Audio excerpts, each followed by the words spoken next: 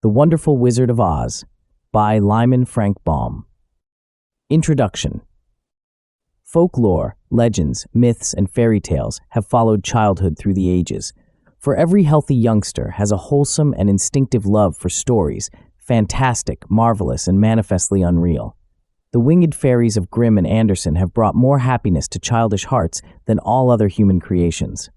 Yet the old-time fairy tale, having served for generations, may now be classed as historical in the children's library, for the time has come for a series of newer wonder tales in which the stereotyped genie, dwarf, and fairy are eliminated, together with all the horrible and blood-curdling incident devised by their authors to point a fearsome moral to each tale.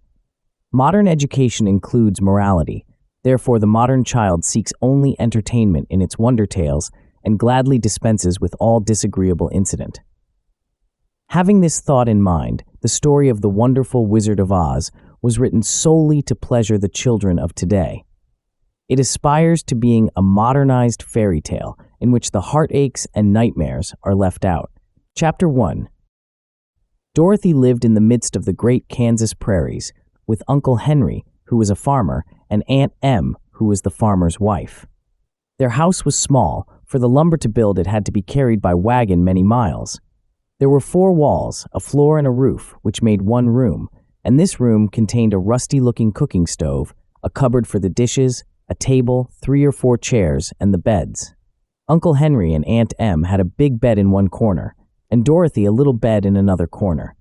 There was no garret at all, and no cellar, except a small hole dug in the ground, called a cyclone cellar, where the family could go in case one of those great whirlwinds arose, mighty enough to crush any building in its path. It was reached by a trapdoor in the middle of the floor, from which a ladder led down into the still, dark hole. When Dorothy stood in the doorway and looked around, she could see nothing but the great gray prairie on every side. Not a tree nor a house broke the broad sweep of flat country that reached the edge of the sky in all directions. The sun had baked the plowed land into a gray mass with little cracks running through it. Even the grass was not green, for the sun had burned the tops of the long blades until they were the same gray color to be seen everywhere. Once the house had been painted, but the sun blistered the paint and the rains washed it away, and now the house was as dull and gray as everything else. When Aunt Em came there to live, she was a young, pretty wife. The sun and wind had changed her too. They had taken the sparkle from her eyes and left them a sober gray. They had taken the red from her cheeks and lips, and they were gray also. She was thin and gaunt, and never smiled now. When Dorothy, who was an orphan, first came to her, Aunt Em had been so startled by the child's laughter that she would scream and press her hand upon her heart whenever Dorothy's merry voice reached her ears, and she still looked at the little girl with wonder that she could find anything to laugh at. Uncle Henry never laughed. He worked hard from morning till night and did not know what joy was.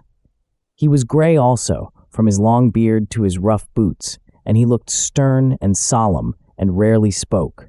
It was Toto that made Dorothy laugh and saved her from growing as gray as her other surroundings. Toto was not gray. He was a little black dog with long, silky hair and small black eyes that twinkled merrily on either side of his funny wee nose. Toto played all day long, and Dorothy played with him and loved him dearly. Today, however, they were not playing. Uncle Henry sat upon the doorstep and looked anxiously at the sky, which was even grayer than usual. Dorothy stood in the door with Toto in her arms and looked at the sky too. Aunt Em was washing the dishes. From the far north, they heard a low wail on the wind, and Uncle Henry and Dorothy could see where the long grass bowed in waves before the coming storm. There now came a sharp whistling in the air from the south, and as they turned their eyes that way, they saw ripples in the grass coming from that direction also. Suddenly Uncle Henry stood up. "There's a cyclone coming, Em," he called to his wife. "I'll go look after the stock." Then he ran toward the sheds where the cows and horses were kept. Aunt Em dropped her work and came to the door. One glance told her of the danger close at hand. "Quick, Dorothy," she screamed. "Run for the cellar." Toto jumped out of Dorothy's arms and hid under the bed, and the girl started to get him. Aunt Em, badly frightened, threw open the trapdoor in the floor and climbed down the ladder into the small, dark hole. Dorothy caught Toto at last and started to follow her aunt. When she was halfway across the room, there came a great shriek from the wind, and the house shook so hard that she lost her footing and sat down suddenly upon the floor. A strange thing then happened. The house whirled around 2 or 3 times and rose slowly through the air. Dorothy felt as if she were going up in a balloon.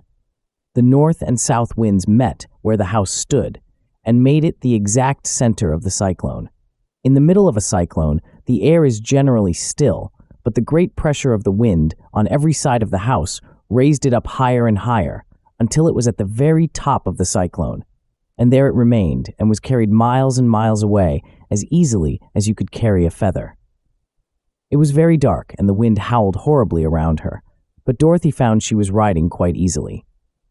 After the first few whirls around, and one other time when the house tipped badly, she felt as if she were being rocked gently, like a baby in a cradle. Toto did not like it. He ran about the room, now here, now there, barking loudly. But Dorothy sat quite still on the floor and waited to see what would happen. Once Toto got too near the open trap door and fell in, and at first the little girl thought she had lost him. But soon she saw one of his ears sticking up through the hole, so the strong pressure of the air was keeping him up for that he could not fall. She crept to the hole, caught Toto by the ear, and dragged him into the room again, afterward closing the trapdoor so that no more accidents could happen. Hour after hour passed away, and slowly Dorothy got over her fright, but she felt quite lonely, and the wind shrieked so loudly all about her that she nearly became deaf. At first, she had wondered if she would be dashed to pieces when the house fell again, but as the hours passed and nothing terrible happened, she stopped worrying and resolved to wait calmly and see what the future would bring. At last, she crawled over the swaying floor to her bed and lay down upon it, and Toto followed and lay down beside her. In spite of the swaying of the house and the wailing of the wind, Dorothy soon closed her eyes and fell fast asleep. Chapter 2. The Council with the Munchkins. She was awakened by a shock so sudden and severe that if Dorothy had not been lying on the soft bed, she might have been hurt. As it was, the jar made her catch her breath and wonder what had happened, and Toto put his cold little nose into her face and whined dismally. Dorothy sat up and noticed that the house was not moving, nor was it dark, for the bright sunshine came in at the window, flooding the little room. She sprang from her bed and with Toto at her heels ran and opened the door. The little girl gave a cry of amazement and looked about her, her eyes growing bigger and bigger at the wonderful sights she saw. The cyclone had set the house down, very gently, for a cyclone, in the midst of a country of marvelous beauty. There were lovely patches of green sward all about, with stately trees bearing rich and luscious fruits. Banks of gorgeous flowers were on every hand, and birds, with rare and brilliant plumage, sang and fluttered in the trees and bushes. A little way off was a small brook, rushing and sparkling along between green banks, and murmuring in a voice very grateful to a little girl who had lived so long on the dry, gray prairies. While she stood looking eagerly at the strange and beautiful sights, she noticed coming toward her a group of the queerest people she had ever seen. They were not as big as the grown folk she had always been used to, but neither were they very small. In fact, they seemed about as tall as Dorothy, who was a well-grown child for her age, although they were, so far as looks go, many years older. 3 were men and 1 a woman, and all were oddly dressed. They wore round hats that rose to a small point a foot above their heads, with little bells around the brims that tinkled sweetly as they moved. The hats of the men were blue. The little woman's hat was white, and she wore a white gown that hung in plaits from her shoulders.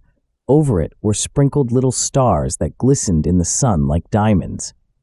The men were dressed in blue, of the same shade as their hats, and wore well-polished boots with a deep roll of blue at the tops. The men, Dorothy thought, were about as old as Uncle Henry, for 2 of them had beards. But the little woman was doubtless much older. Her face was covered with wrinkles, her hair was nearly white, and she walked rather stiffly. When these people drew near the house where Dorothy was standing in the doorway, they paused and whispered among themselves as if afraid to come farther. But the little old woman walked up to Dorothy, made a low bow, and said, in a sweet voice, "You are welcome, most noble sorceress, to the land of the Munchkins. We are so grateful to you for having killed the Wicked Witch of the East and for setting our people free from bondage." Dorothy listened to this speech with wonder. What could the little woman possibly mean by calling her a sorceress and saying she had killed the Wicked Witch of the East? Dorothy was an innocent, harmless little girl who had been carried by a cyclone many miles from home, and she had never killed anything in all her life. But the little woman evidently expected her to answer, so Dorothy said, with hesitation, "You are very kind, but there must be some mistake. I have not killed anything." "Your house did anyway," replied the little old woman with a laugh, "and that is the same thing. See," she continued, pointing to the corner of the house. "There are her 2 toes still sticking out from under a block of wood." Dorothy looked and gave a little cry of fright. There indeed, just under the corner of the great beam the house rested on, 2 feet were sticking out, shod in silver shoes with pointed toes. "Oh, dear! Oh, dear!" cried Dorothy, clasping her hands together in dismay. "The house must have fallen on her. Whatever shall we do?" "There is nothing to be done," said the little woman calmly. "But who was she?" asked Dorothy. "She has held all the Munchkins in bondage for many years, making them slave for her night and day. Now they are all set free and are grateful to you for the favor." "Who are the Munchkins?" inquired Dorothy. "They are the people who live in this land of the East, where the Wicked Witch ruled." "Are you a Munchkin?" asked Dorothy. "No, but I am their friend, although I live in the land of the North. When they saw the Witch of the East was dead, the Munchkins sent a swift messenger to me, and I came at once. I am the Witch of the North." "Oh, gracious!" cried Dorothy. "Are you a real witch?" "Yes, indeed," answered the little woman. "But I am a good witch, and the people love me. I am not as powerful as the Wicked Witch was who ruled here, or I should have set the people free myself." "But I thought all witches were wicked," said the girl, who was half frightened at facing a real witch. "Oh no, that is a great mistake. There were only 4 witches in all the land of Oz, and 2 of them, those who live in the North and the South, are good witches. I know this is true, for I am one of them myself, and cannot be mistaken. Those who dwelt in the East and the West were indeed wicked witches, but now that you have killed one of them, there is but one wicked witch in all the land of Oz, the one who lives in the West." "But," said Dorothy after a moment's thought, "Aunt Em has told me that the witches were all dead, years and years ago." "Who is Aunt Em?" inquired the little old woman. "She is my aunt who lives in Kansas, where I came from." The Witch of the North seemed to think for a time, with her head bowed and her eyes upon the ground. Then she looked up and said, "I do not know where Kansas is, for I have never heard that country mentioned before. But tell me, is it a civilized country?" "Oh, yes," replied Dorothy. "Then that accounts for it. In the civilized countries, I believe there are no witches left, nor wizards, nor sorceresses, nor magicians. But you see, the land of Oz has never been civilized, for we are cut off from all the rest of the world. Therefore, we still have witches and wizards amongst us." "Who are the wizards?" asked Dorothy. "Oz himself is the great wizard," answered the witch, sinking her voice to a whisper. "He is more powerful than all the rest of us together. He lives in the City of Emeralds." Dorothy was going to ask another question, but just then the Munchkins, who had been standing silently by, gave a loud shout and pointed to the corner of the house where the Wicked Witch had been lying. "What is it?" asked the little old woman, and looked and began to laugh. The feet of the dead witch had disappeared entirely, and nothing was left but the silver shoes. "She was so old," explained the Witch of the North, "that she dried up quickly in the sun. That is the end of her. But the silver shoes are yours, and you shall have them to wear." She reached down and picked up the shoes, and after shaking the dust out of them, handed them to Dorothy. "The Witch of the East was proud of those silver shoes," said one of the Munchkins, "and there is some charm connected with them, but what it is we never knew." Dorothy carried the shoes into the house and placed them on the table. Then she came out again to the Munchkins and said, "I am anxious to get back to my aunt and uncle, for I am sure they will worry about me. Can you help me find my way?" The Munchkins and the witch first looked at one another, and then at Dorothy, and then shook their heads. "At the east, not far from here," said one, "there is a great desert, and none could live to cross it." "It is the same at the south," said another, "for I have been there and seen it. The south is the country of the Quadlings." "I am told," said the third man, "that it is the same at the west, and that country where the Winkies live is ruled by the wicked witch of the west, who would make you her slave if you passed her way." "The north is my home," said the old lady, "and at its edge is the same great desert that surrounds this land of Oz. I'm afraid, my dear, you will have to live with us." Dorothy began to sob at this, for she felt lonely among all these strange people. Her tears seemed to grieve the kind-hearted Munchkins, for they immediately took out their handkerchiefs and began to weep also. As for the little old woman, she took off her cap and balanced the point on the end of her nose while she counted 1, 2, 3 in a solemn voice. At once, the cap changed to a slate on which was written in big white chalk marks, "Let Dorothy go to the City of Emeralds." The little old woman took the slate from her nose, and having read the words on it, asked, "Is your name Dorothy, my dear?" "Yes," answered the child, looking up and drying her tears. "Then you must go to the City of Emeralds. Perhaps Oz will help you." "Where is this city?" asked Dorothy. "It is exactly in the center of the country and is ruled by Oz, the great wizard I told you of." "Is he a good man?" inquired the girl, anxiously. "He is a good wizard. Whether he is a man or not, I cannot tell, for I have never seen him." "How can I get there?" asked Dorothy. "You must walk. It is a long journey, through a country that is sometimes pleasant and sometimes dark and terrible. However, I will use all the magic arts I know of to keep you from harm." "Won't you go with me?" pleaded the girl, who had begun to look upon the little old woman as her only friend. "No, I cannot do that," she replied, "but I will give you my kiss, and no one will dare injure a person who has been kissed by the Witch of the North." She came close to Dorothy and kissed her gently on the forehead. Where her lips touched the girl, they left a round, shining mark, as Dorothy found out soon after. "The road to the City of Emeralds is paved with yellow brick," said the witch, "so you cannot miss it. When you get to Oz, do not be afraid of him, but tell your story and ask him to help you. Goodbye, my dear."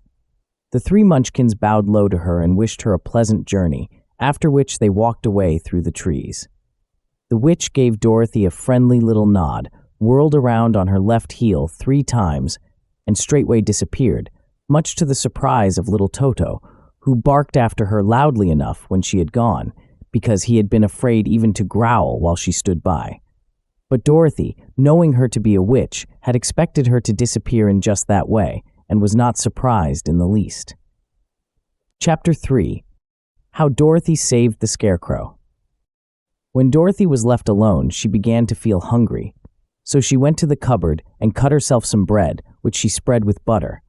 She gave some to Toto, and taking a pail from the shelf, she carried it down to the little brook and filled it with clear, sparkling water. Toto ran over to the trees and began to bark at the birds sitting there. Dorothy went to get him and saw such delicious fruit hanging from the branches that she gathered some of it, finding it just what she wanted to help out her breakfast. Then she went back to the house, and having helped herself and Toto to a good drink of the cool, clear water, she set about making ready for the journey to the City of Emeralds. Dorothy had only one other dress, but that happened to be clean and was hanging on a peg beside her bed. It was gingham, with checks of white and blue, and although the blue was somewhat faded with many washings, it was still a pretty frock. The girl washed herself carefully, dressed herself in the clean gingham, and tied her pink sunbonnet on her head. She took a little basket and filled it with bread from the cupboard, laying a white cloth over the top. Then she looked down at her feet and noticed how old and worn her shoes were. "They surely will never do for a long journey, Toto," she said, and Toto looked up into her face with his little black eyes and wagged his tail to show he knew what she meant. At that moment, Dorothy saw lying on the table the silver shoes that had belonged to the Witch of the East. "I wonder if they will fit me," she said to Toto. "They would be just the thing to take a long walk in, for they could not wear out." She took off her old leather shoes and tried on the silver ones, which fitted her as well as if they had been made for her. Finally, she picked up her basket. "Come along, Toto," she said. "We will go to the Emerald City and ask the Great Oz how to get back to Kansas again." She closed the door, locked it, and put the key carefully in the pocket of her dress. And so, with Toto trotting along soberly behind her, she started on her journey. There were several roads nearby, but it did not take her long to find the one paved with yellow brick. Within a short time, she was walking briskly toward the Emerald City, her silver shoes tinkling merrily on the hard, yellow roadbed. The sun shone bright, and the birds sang sweet, and Dorothy did not feel nearly as bad as you might think a little girl would, who had been suddenly whisked away from her own country and set down in the midst of a strange land. She was surprised, as she walked along, to see how pretty the country was about her. There were neat fences at the sides of the road, painted a dainty blue color, and beyond them were fields of grain and vegetables in abundance. Evidently, the Munchkins were good farmers and able to raise large crops. Once in a while, she would pass a house, and the people came out to look at her and bow low as she went by, for everyone knew she had been the means of destroying the Wicked Witch and setting them free from bondage. The houses of the Munchkins were odd-looking dwellings, for each was round, with a big dome for a roof. All were painted blue, for in this country of the East, blue was the favorite color. Towards evening, when Dorothy was tired with her long walk and began to wonder where she should pass the night, she came to a house rather larger than the rest. On the green lawn before it, many men and women were dancing. 5 little fiddlers played as loudly as possible, and the people were laughing and singing, while a big table nearby was loaded with delicious fruits and nuts, pies and cakes, and many other good things to eat. The people greeted Dorothy kindly and invited her to supper and to pass the night with them, for this was the home of one of the richest Munchkins in the land, and his friends were gathered with him to celebrate their freedom from the bondage of the Wicked Witch. Dorothy ate a hearty supper and was waited upon by the rich Munchkin himself, whose name was Bach. Then she sat down upon a settle and watched the people dance. When Bach saw her silver shoes, he said, "You must be a great sorceress." "Why?" asked the girl. "Because you wear silver shoes and have killed the Wicked Witch. Besides, you have white in your frock. How? And only witches and sorceresses wear white." "My dress is blue and white checked," said Dorothy, smoothing out the wrinkles in it. "It is kind of you to wear that," said Bach. "Blue is the color of the Munchkins, and white is the witch color, so we know you are a friendly witch." Dorothy did not know what to say to this, for all the people seemed to think her a witch, and she knew very well she was only an ordinary little girl who had come by the chance of a cyclone into a strange land. When she had tired watching the dancing, Bach led her into the house, where he gave her a room with a pretty bed in it. The sheets were made of blue cloth, and Dorothy slept soundly in them till morning, with Toto curled up on the blue rug beside her. She ate a hearty breakfast and watched a wee Munchkin baby, who played with Toto and pulled his tail and crowed and laughed in a way that greatly amused Dorothy. Toto was a fine curiosity to all the people, for they had never seen a dog before. "How far is it to the Emerald City?" the girl asked. "I do not know," answered Bach gravely, "for I have never been there. It is better for people to keep away from Oz unless they have business with him, but it is a long way to the Emerald City, and it will take you many days. The country here is rich and pleasant, but you must pass through rough and dangerous places before you reach the end of your journey." This worried Dorothy a little, but she knew that only the Great Oz could help her get to Kansas again, so she bravely resolved not to turn back. She bade her friends goodbye and again started along the road of yellow brick. When she had gone several miles, she thought she would stop to rest, and so climbed to the top of the fence beside the road and sat down. There was a great cornfield beyond the fence, and not far away she saw a scarecrow placed high on a pole to keep the birds from the ripe corn. Dorothy leaned her chin upon her hand and gazed thoughtfully at the scarecrow. Its head was a small sack stuffed with straw, with eyes, nose, and mouth painted on it to represent a face. An old, pointed blue hat that had belonged to some Munchkin was perched on this head, and the rest of the figure was a blue suit of clothes, worn and faded, which had also been stuffed with straw. On the feet were some old boots with blue tops, such as every man wore in this country, and the figure was raised above the stalks of corn by means of the pole stuck up its back. While Dorothy was looking earnestly into the queer, painted face of the Scarecrow, she was surprised to see one of the eyes slowly wink at her. She thought she must have been mistaken, but first, for none of the Scarecrows in Kansas ever wink. At presently, the figure nodded its head to her in a friendly way. Then she climbed down from the fence and walked up to it, while Toto ran around the pole and barked. "Good day," said the Scarecrow in a rather husky voice. "Did you speak?" asked the girl in wonder. "Certainly," answered the Scarecrow. "How do you do?" "I'm pretty well, thank you," replied Dorothy politely. "How do you do?" "I'm not feeling well," said the Scarecrow with a smile, "for it is very tedious being perched up here night and day to scare away crows." "Can't you get down?" asked Dorothy. "No, for this pole is stuck up my back. If you will please take away the pole, I shall be greatly obliged to you." Dorothy reached up both arms and lifted the figure off the pole, for, being stuffed with straw, it was quite light. "Thank you very much," said the Scarecrow, when he had been set down on the ground. "I feel like a new man." Dorothy was puzzled at this, for it sounded queer to hear a stuffed man speak, and to see him bow and walk along beside her.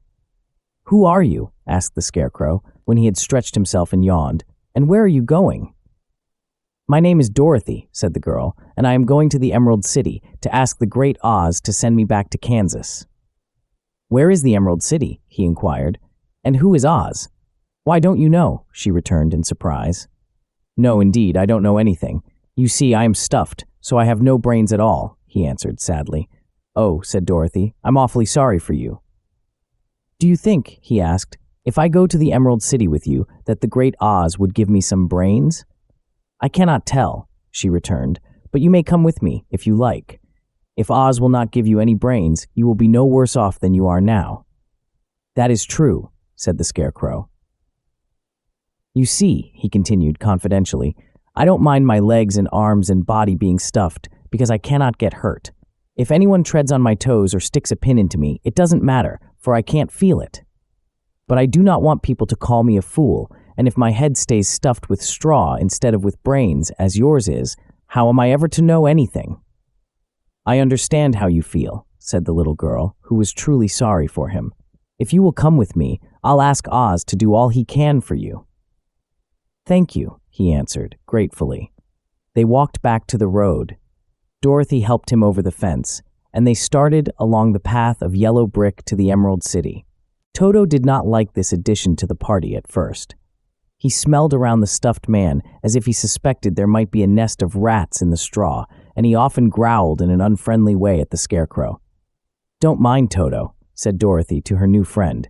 "He never bites." "Oh, I'm not afraid," replied the Scarecrow. "He can't hurt the straw. Do let me carry that basket for you. I shall not mind it, for I can't get tired. I'll tell you a secret," he continued, as he walked along. "There is only one thing in the world I am afraid of." "What is that?" asked Dorothy. "The Munchkin farmer who made you." "No," answered the Scarecrow. "It's a lighted match." Chapter 4. The Road Through the Forest. After a few hours, the road began to be rough, and the walking grew so difficult that the Scarecrow often stumbled over the yellow brick, which were here very uneven. Sometimes, indeed, they were broken or missing altogether, leaving holes that Toto jumped across and Dorothy walked around. As for the Scarecrow, having no brains, he walked straight ahead and so stepped into the holes and fell at full length on the hard bricks. It never hurt him, however, and Dorothy would pick him up and set him upon his feet again, while he joined her in laughing merrily at his own mishap. The farms were not nearly so well cared for here as they were farther back. There were fewer houses and fewer fruit trees, and the farther they went, the more dismal and lonesome the country became. At noon, they sat down by the roadside, near a little brook, and Dorothy opened her basket and got out some bread. She offered a piece to the Scarecrow, but he refused. "I am never hungry," he said, "and it is a lucky thing I am not, for my mouth is only painted, and if I should cut a hole in it so I could eat, the straw I am stuffed with would come out, and that would spoil the shape of my head." Dorothy saw at once that this was true, so she only nodded and went on eating her bread. "Tell me something about yourself and the country you came from," said the Scarecrow, when she had finished her dinner. So she told him all about Kansas and how gray everything was there, and how the cyclone had carried her to this queer land of Oz.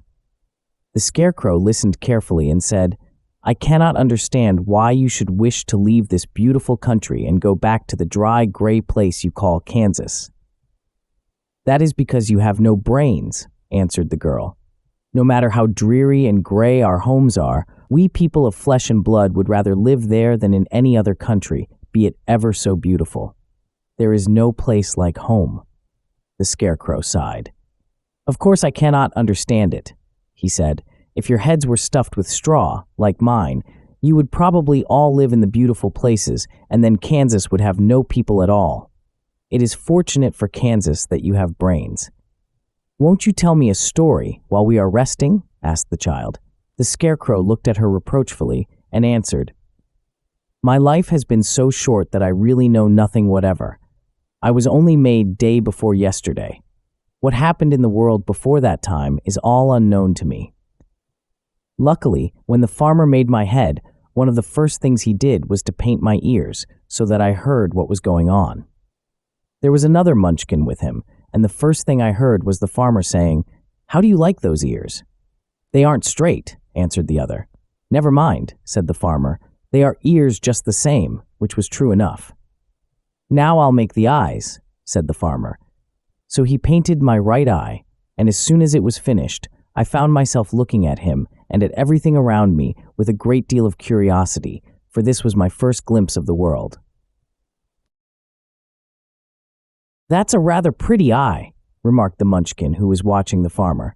"Blue paint is just the color for eyes." "I think I'll make the other a little bigger," said the farmer, and then before the second eye was done, I could see much better than before. Then he made my nose and my mouth, but I did not speak, because at that time I didn't know that a mouth was for. I had the fun of watching them make my body and my arms and legs, and when they fastened on my head at last, I felt very proud, for I thought I was just as good a man as anyone. "This fellow will scare the crows fast enough," said the farmer. "He looks just like a man." "Why, he is a man," said the other, and I quite agreed with him. The farmer carried me under his arm to the cornfield and set me up on a tall stick where you found me. He and his friends soon after walked away and left me alone. I did not like to be deserted this way, so I tried to walk after them, but my feet would not touch the ground, and I was forced to stay on that pole. It was a lonely life to lead, for I had nothing to think of, having been made such a little while before. Many crows and other birds flew into the cornfield, but as soon as they saw me, they flew away again, thinking I was a munchkin. And this pleased me, and made me feel that I was quite an important person. By and by an old crow flew near me, and after looking at me carefully, he perched upon my shoulder and said, "I wonder if that farmer thought to fool me in this clumsy manner. Any crow of sense could see that you are only stuffed with straw." Then he hopped down at my feet and ate all the corn he wanted. The other birds, seeing he was not harmed by me, came to eat the corn too, so in a short time there was a great flock of them about me. I felt sad at this, for it showed I was not such a good scarecrow after all, but the old crow comforted me, saying, "If you only had brains in your head, you would be as good a man as any of them, and a better man than some of them. Brains are the only things worth having in this world, no matter whether one is a crow or a man."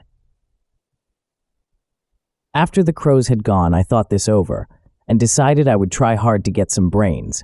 By good luck, you came along and pulled me off the stake, and from what you say, I am sure the great Oz will give me brains as soon as we get to the Emerald City.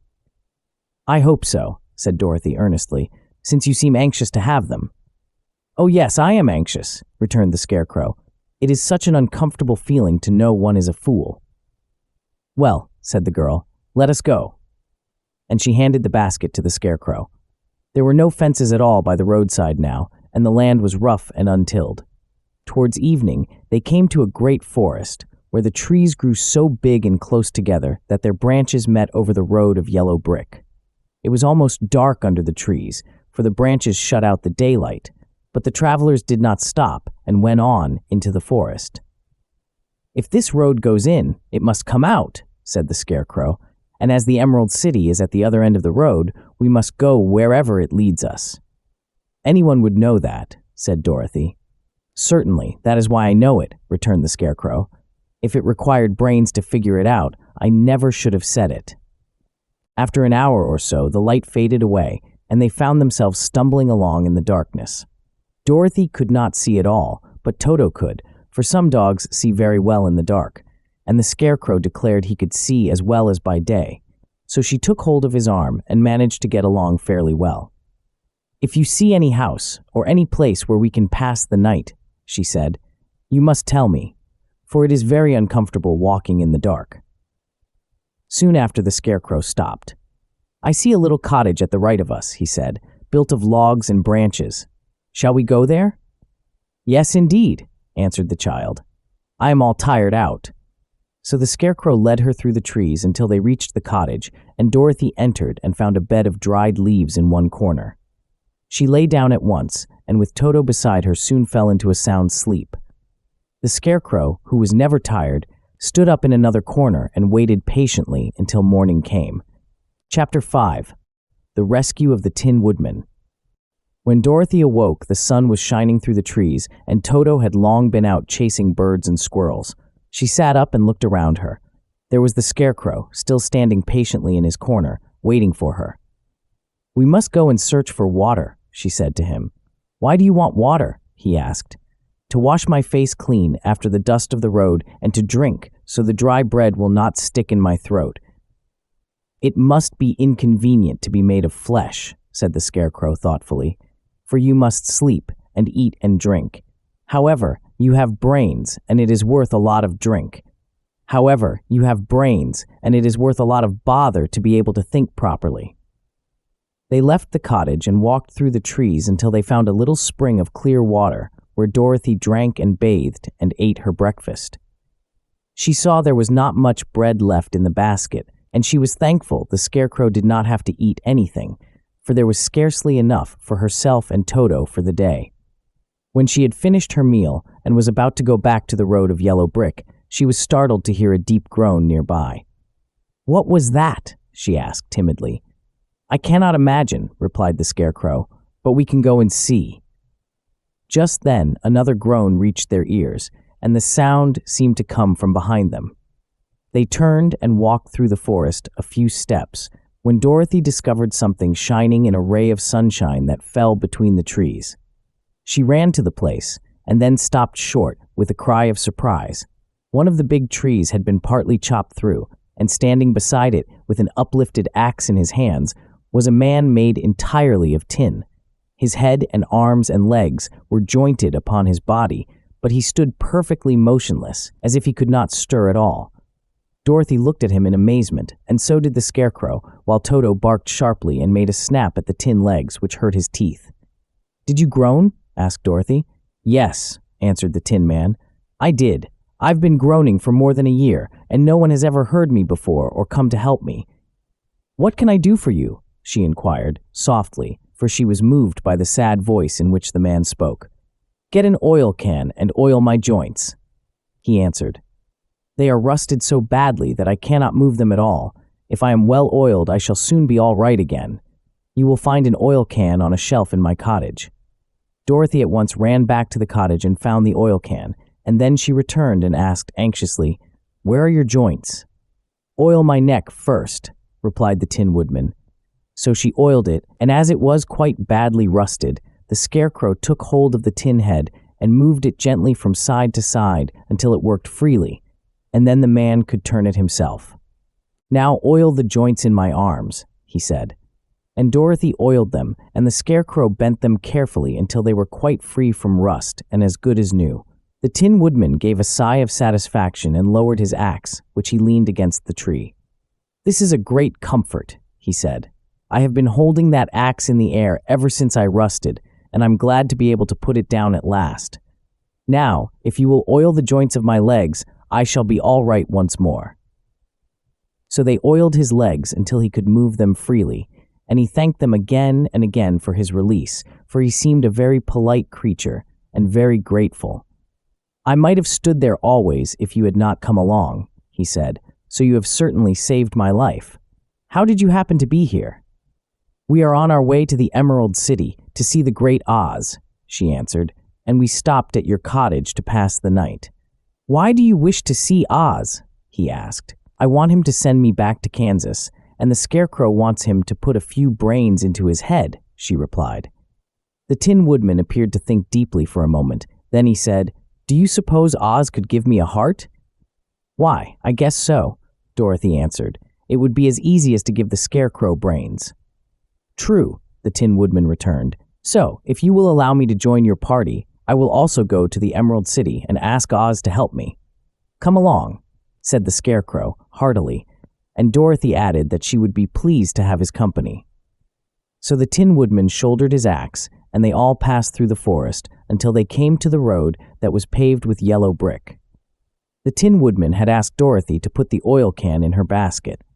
"For," he said, "if I should get caught in the rain and rust again, I would need the oil can badly." It was a bit of good luck to have their new comrade join the party, for soon after they had begun their journey again, they came to a place where the trees and branches grew so thick over the road that the travelers could not pass. But the Tin Woodman set to work with his axe and chopped so well that soon he cleared a passage for the entire party. Dorothy was thinking so earnestly as they walked along that she did not notice when the Scarecrow stumbled into a hole and rolled over to the side of the road. Indeed, he was obliged to call to her to help him up again.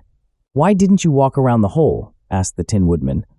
"I don't know enough," replied the Scarecrow cheerfully. "My head is stuffed with straw, you know, and that is why I'm going to Oz to ask him for some brains." "Oh, I see," said the Tin Woodman. "But after all, brains are not the best things in the world." "Have you any?" inquired the Scarecrow. "No, my head is quite empty," answered the Woodman. "But once I had brains and a heart also, so, having tried them both, I should much rather have a heart." "And why is that?" asked the Scarecrow. "I will tell you my story, and then you will know." So, while they were walking through the forest, the Tin Woodman told the following story. "I was born the son of a woodman who chopped down trees in the forest and sold the wood for a living. When I grew up, I too became a wood chopper, and after my father died, I took care of my old mother as long as she lived. Then I made up my mind that instead of living alone, I would marry so that I might not become lonely. There was one of the Munchkin girls who was so beautiful that I soon grew to love her with all my heart. She, on her part, promised to marry me as soon as I could earn enough money to build a better house for her, so I set to work harder than ever. But the girl lived with an old woman who did not want her to marry anyone, for she was so lazy she wished the girl to remain with her to do the cooking and the housework. So the old woman went to the Wicked Witch of the East and promised her 2 sheep and a cow if she would prevent the marriage. Thereupon the Wicked Witch enchanted my axe, and when I was chopping away at my best one day, for I was anxious to get the new house and my wife as soon as possible, the axe slipped all at once and cut off my left leg. This at first seemed a great misfortune, for I knew a one-legged man could not do very well as a wood chopper. So I went to a tinsmith and had him make me a new leg out of tin. The leg worked very well once I was used to it, but my action angered the Wicked Witch of the East, for she had promised the old woman I should not marry the pretty Munchkin girl. When I began chopping again, my axe slipped and cut off my right leg. Again I went to the tinner, and again he made me a leg out of tin. After this, the enchanted axe cut off my arms, one after the other, but nothing daunted, I had them replaced with tin ones. The Wicked Witch then made the axe slip and cut off my head, and at first I thought that was the end of me. But the tinner happened to come along, and he made me a new head out of tin. I thought I had beaten the Wicked Witch then, and I worked harder than ever, but I little knew how cruel my enemy could be. She thought of a new way to kill my love for the beautiful Munchkin maiden, and made my axe slip again, so that it cut right through my body, splitting me into 2 halves. Once more the tinner came to my help and made me a body of tin, fastening my tin arms and legs, and head to it, by means of joints, so that I could move around as well as ever. But alas, I had now no heart, so that I lost all my love for the Munchkin girl, and did not care whether I married her or not. I suppose she is still living with the old woman, waiting for me to come after her. My body shone so brightly in the sun that I felt very proud of it, and it did not matter now if my axe slipped, for it could not cut me. There was only one danger, that my joints would rust, but I kept an oil can in my cottage and took care to oil myself whenever I needed it. However, there came a day when I forgot to do this, and being caught in a rainstorm, before I thought of the danger, my joints had rusted, and I was left to stand in the woods until you came to help me. It was a terrible thing to undergo, but during the year I stood there, I had time to think that the greatest loss I had known was the loss of my heart. While I was in love, I was the happiest man on earth, but no one can love who has not a heart, and so I am resolved to ask Oz to give me one. If he does, I will go back to the Munchkin maiden and marry her. Both Dorothy and the Scarecrow had been greatly interested in the story of the Tin Woodman, and now they knew why he was so anxious to get a new heart. "All the same," said the Scarecrow, "I shall ask for brains instead of a heart, for a fool would not know what to do with a heart if he had one." "I shall take the heart," returned the Tin Woodman, "for brains do not make one happy, and happiness is the best thing in the world." Dorothy did not say anything, for she was puzzled to know which of her two friends was right, and she decided if she could only get back to Kansas and Aunt Em, it did not matter so much whether the Woodman had no brains and the Scarecrow no heart, or each got what he wanted. What worried her most was that the bread was nearly gone, and another meal for herself and Toto would empty the basket. To be sure, neither the Woodman nor the Scarecrow ever ate anything, but she was not made of tin nor straw, and could not live unless she was fed. Chapter 6. The Cowardly Lion. All this time Dorothy and her companions had been walking through the thick woods. The road was still paved with yellow brick, but these were much covered by dried branches and dead leaves from the trees, and the walking was not at all good. There were few birds in this part of the forest, for birds love the open country where there is plenty of sunshine, but now and then there came a deep growl from some wild animal hidden among the trees. These sounds made the little girl's heart beat fast, for she did not know what made them. But Toto knew, and he walked close to Dorothy's side, and did not even bark in return. "How long will it be," the child asked of the Tin Woodman, "before we are out of the forest?" "I cannot tell," was the answer, "for I have never been to the Emerald City. But my father went there once, when I was a boy, and he said it was a long journey through a dangerous country, although nearer to the city where Oz dwells, the country is beautiful. But I am not afraid so long as I have my oil can, and nothing can hurt the Scarecrow, while you bear upon your forehead the mark of the good witch's kiss, and that will protect you from harm." "But Toto," said the girl anxiously, "what will protect him?" "We must protect him ourselves, if he is in danger," replied the Tin Woodman. Just as he spoke, there came from the forest a terrible roar, and the next moment a great lion bounded into the road. With one blow of his paw, he sent the Scarecrow spinning over and over to the edge of the road, and then he struck at the Tin Woodman with his sharp claws. But, to the lion's surprise, he could make no impression on the tin, although the Woodman fell over in the road and lay still. Little Toto, now that he had an enemy to face, ran barking toward the lion, and the great beast had opened his mouth to bite the dog, when Dorothy, fearing Toto would be killed, and heedless of danger, rushed forward and slapped the lion upon his nose as hard as she could, while she cried out, "Don't you dare to bite Toto! You ought to be ashamed of yourself, a big beast like you, to bite a poor little dog." "I didn't bite him," said the lion as he rubbed his nose with his paw where Dorothy had hit it. "No, but you tried to," she retorted. "You are nothing but a big coward." "I know it," said the lion, hanging his head in shame. "I've always known it, but how can I help it? I don't know, I'm sure. To think of your striking a stuffed man like the poor Scarecrow." "Is he stuffed?" asked the lion, in surprise, as he watched her pick up the Scarecrow and set him upon his feet while she patted him into shape again. "Of course he's stuffed," replied Dorothy, who was still angry. That's why he went over so easily, remarked the lion. It astonished me to see him whirl around, so is the other one stuffed also? No, said Dorothy. He's made of tin. And she helped the woodman up again. That's why he nearly blunted my claws, said the lion. When they scratched against the tin, it made a cold shiver run down my back. What is that little animal you are so tender of? He is my dog, Toto, answered Dorothy. Is he made of tin or stuffed? Asked the lion. Neither. He's a meat dog, said the girl. Oh, he's a curious animal and seems remarkably small, now that I look at him. No one would think of biting such a little thing except a coward like me, continued the lion sadly. What makes you a coward? Asked Dorothy, looking at the great beast in wonder, for he was as big as a small horse. It's a mystery, replied the lion. I suppose I was born that way. All the other animals in the forest naturally expect me to be brave, for the lion is everywhere thought to be the king of beasts. I learned that if I roared very loudly, every living thing was frightened and got out of my way. Whenever I've met a man, I've been awfully scared, but I just roared at him, and he has always run away as fast as he could go. If the elephants and the tigers and the bears had ever tried to fight me, I should have run myself. I'm such a coward, but just as soon as they hear me roar, they all try to get away from me, and of course I let them go. But that isn't right.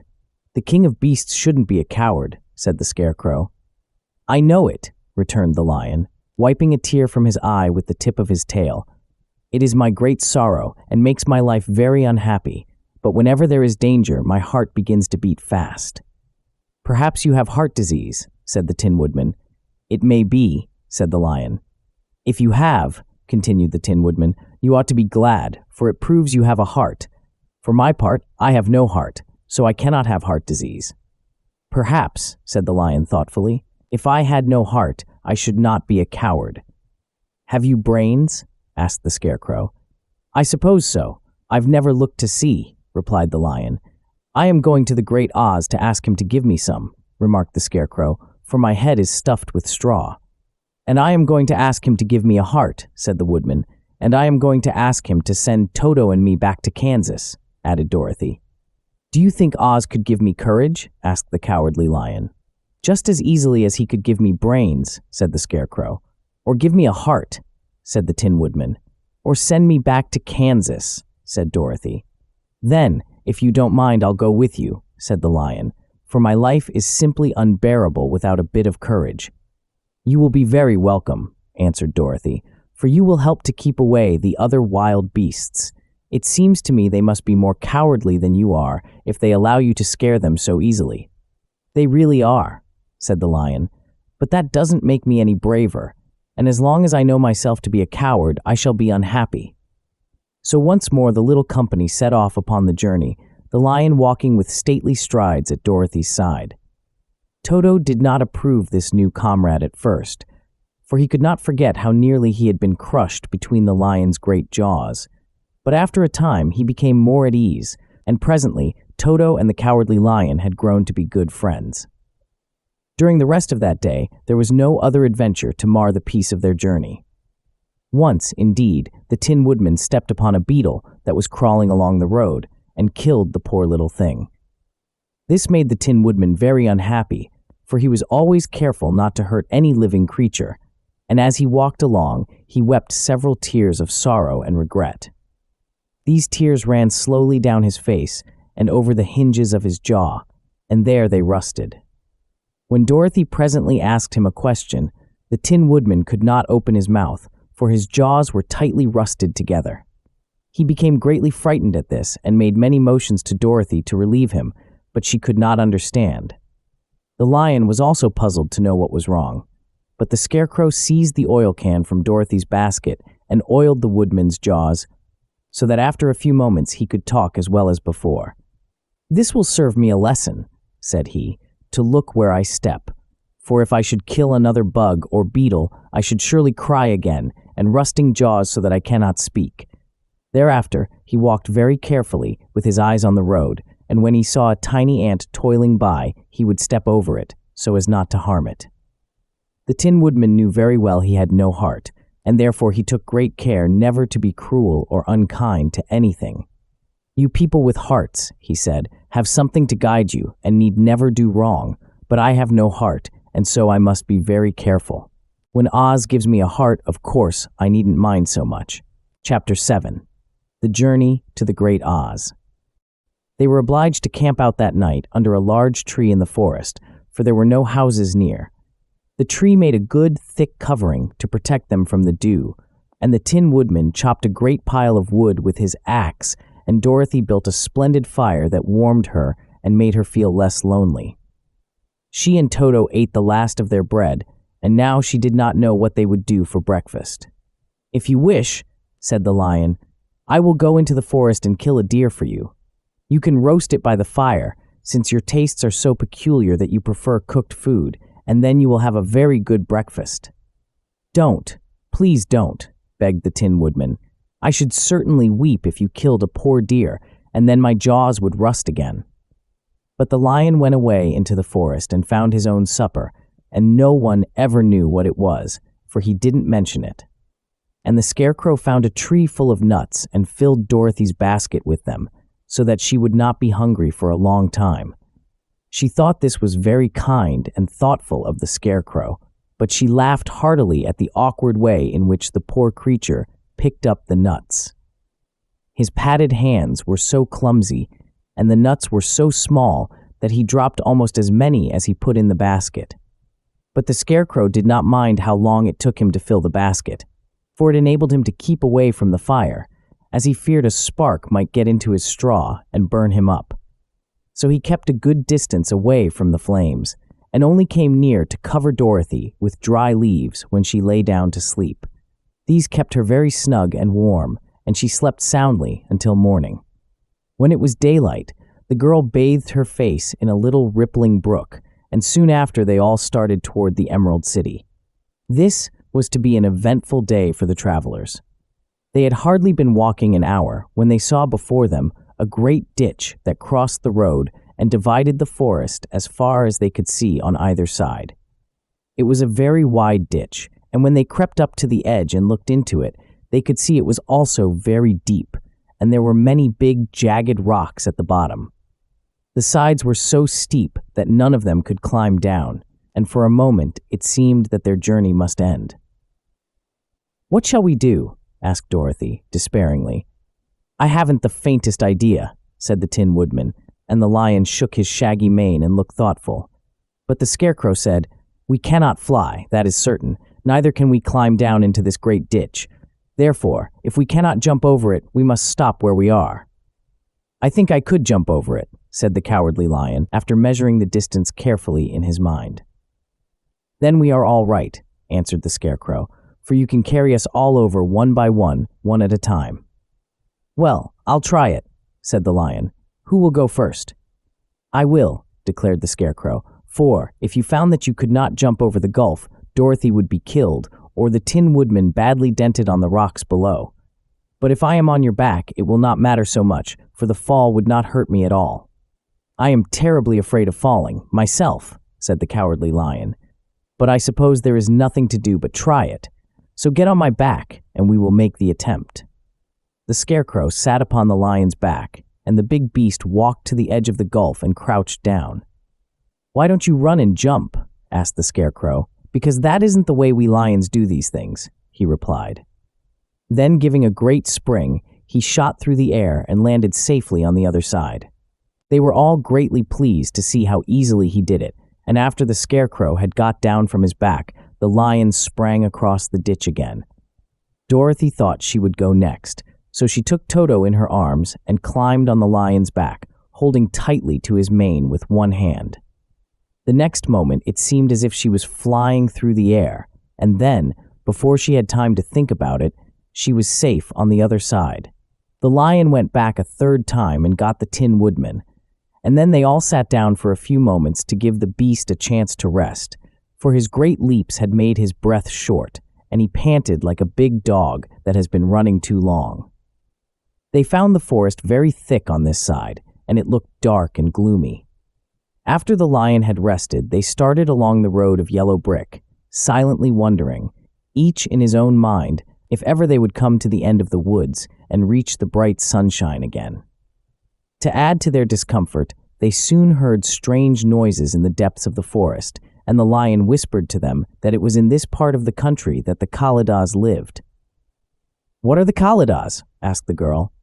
"They are monstrous beasts with bodies like bears and heads like tigers," replied the lion, "and with claws so long and sharp that they could tear me in two as easily as I could kill Toto. I'm terribly afraid of the Kaladas." "I'm not surprised that you are," returned Dorothy. "They must be dreadful beasts." The lion was about to reply when suddenly they came to another gulf across the road, but this one was so broad and deep that the lion knew at once he could not leap across it. So they sat down to consider what they should do, and after serious thought, the Scarecrow said, "Here is a great tree, standing close to the ditch. If the Tin Woodman can chop it down so that it will fall to the other side, we can walk across it easily." "That is a first-rate idea," said the lion. "One would almost suspect you had brains in your head instead of straw." The woodman set to work at once, and so sharp was his axe that the tree was soon chopped nearly through. Then the lion put his strong front legs against the tree and pushed with all his might, and slowly the big tree tipped and fell with a crash across the ditch, with its top branches on the other side. They had just started to cross this queer bridge when a sharp growl made them all look up, and to their horror, they saw running toward them two great beasts with bodies like bears and heads like tigers. "They are the Kaladas," said the Cowardly Lion, beginning to tremble. "Quick!" cried the Scarecrow. "Let us cross over." So Dorothy went first, holding Toto in her arms. The Tin Woodman followed, and the Scarecrow came next. The lion, although he was certainly afraid, turned to face the Kaladas, and then he gave so loud and terrible a roar that Dorothy screamed, and the Scarecrow fell over backwards, while even the fierce beasts stopped short and looked at him in surprise. But, seeing they were bigger than the lion, and remembering that there were two of them and only one of him, the Kaladas again rushed forward, and the lion crossed over the tree and turned to see what they would do next. Without stopping an instant, the fierce beasts also began to cross the tree, and the lion said to Dorothy, "We are lost, for they will surely tear us to pieces with their sharp claws, but stand close behind me, and I will fight them as long as I am alive." "Wait a minute," called the Scarecrow. He had been thinking what was best to be done, and now he asked the woodman to chop away the end of the tree that rested on their side of the ditch. The Tin Woodman began to use his axe at once, and, just as the two Kaladas were nearly across, the tree fell with a crash into the gulf, carrying the ugly, snarling brutes with it, and both were dashed to pieces on the sharp rocks at the bottom. "Well," said the Cowardly Lion, drawing a long breath of relief, "I see we are going to live a little while longer, and I am glad of it, for it must be a very uncomfortable thing not to be alive. Those creatures frightened me so badly that my heart is beating yet." "Ah," said the Tin Woodman sadly, "I wish I had a heart to beat." This adventure made the travelers more anxious than ever to get out of the forest, and they walked so fast that Dorothy became tired and had to ride on the lion's back. To their great joy, the trees became thinner the further they advanced, and in the afternoon they suddenly came upon a broad river flowing swiftly just before them. On the other side of the water, they could see the road of yellow brick running through a beautiful country, with green meadows dotted with bright flowers and all the road bordered with trees hanging full of delicious fruits. They were greatly pleased to see this delightful country before them. "How shall we cross the river?" asked Dorothy. "That is easily done," replied the Scarecrow. "The Tin Woodman must build us a raft so we can float to the other side." So the woodman took his axe and began to chop down small trees to make a raft, and while he was busy at this, the Scarecrow found on the river bank a tree full of fine fruit. This pleased Dorothy, who had eaten nothing but nuts all day, and she made a hearty meal of the ripe fruit. But it takes time to make a raft, even when one is as industrious and untiring as the Tin Woodman, and when night came, the work was not done. So they found a cozy place under the trees where they slept well until the morning, and Dorothy dreamed of the Emerald City and of the good Wizard Oz, who would soon send her back to her own home again. Chapter 8. The Deadly Poppy Field. Our little party of travelers awakened next morning, refreshed and full of hope, and Dorothy breakfasted like a princess off peaches and plums from the trees beside the river. Behind them was the dark forest they had passed safely through, although they had suffered many discouragements. But before them was a lovely sunny country that seemed to beckon them on to the Emerald City. To be sure, the broad river now cut them off from this beautiful land. But the raft was nearly done, and after the Tin Woodman had cut a few more logs and fastened them together with wooden pins, they were ready to start. Dorothy sat down in the middle of the raft and held Toto in her arms. When the Cowardly Lion stepped upon the raft, it tipped badly, for he was big and heavy. But the Scarecrow and the Tin Woodman stood upon the other end to steady it, and they had long poles in their hands to push the raft through the water. They got along quite well at first, but when they reached the middle of the river, the swift current swept the raft downstream, farther and farther away from the road of yellow brick, and the water grew so deep that the long poles would not touch the bottom. "This is bad," said the Tin Woodman, "for if we cannot get to the land, we shall be carried into the country of the Wicked Witch of the West, and she will enchant us and make us her slaves." "And then I should get no brains," said the Scarecrow. "And I should get no courage," said the Cowardly Lion. "And I should get no heart," said the Tin Woodman. "And I should never get back to Kansas," said Dorothy. "We must certainly get to the Emerald City if we can," the Scarecrow continued, and he pushed so hard on his long pole that it stuck fast in the mud at the bottom of the river, and before he could pull it out again or let go, the raft was swept away, and the poor Scarecrow left clinging to the pole in the middle of the river. "Goodbye," he called after them, and they were very sorry to leave him. Indeed, the Tin Woodman began to cry, but fortunately remembered that he might rust, and so dried his tears on Dorothy's apron. Of course, this was a bad thing for the Scarecrow. "I am now worse off than when I first met Dorothy," he thought. "Then I was stuck on a pole in a cornfield, where I could make believe scare the crows at any rate. But surely there is no use for a Scarecrow stuck on a pole in the middle of a river. I am afraid I shall never have any brains after all." Down the stream the raft floated, and the poor Scarecrow was left far behind. Then the Lion said, "Something must be done to save us. I think I can swim to the shore and pull the raft after me, if you will only hold fast to the tip of my tail." So he sprang into the water, and the Tin Woodman caught fast hold of his tail, with the Lion began to swim with all his might toward the shore. It was hard work, although he was so big, but by and by they were drawn out of the current, and then Dorothy took the Tin Woodman's long pole and helped push the raft to the land. They were all tired out when they reached the shore at last, and stepped off upon the pretty green grass. And they also knew that the stream had carried them a long way past the road of yellow brick that led to the Emerald City. "What shall we do now?" asked the Tin Woodman, as the Lion lay down on the grass to let the sun dry him. "We must get back to the road in some way," said Dorothy. "The best plan will be to walk along the river bank until we come to the road again," remarked the Lion. So, when they were rested, Dorothy picked up her basket, and they started along the grassy bank, back to the road from which the river had carried them.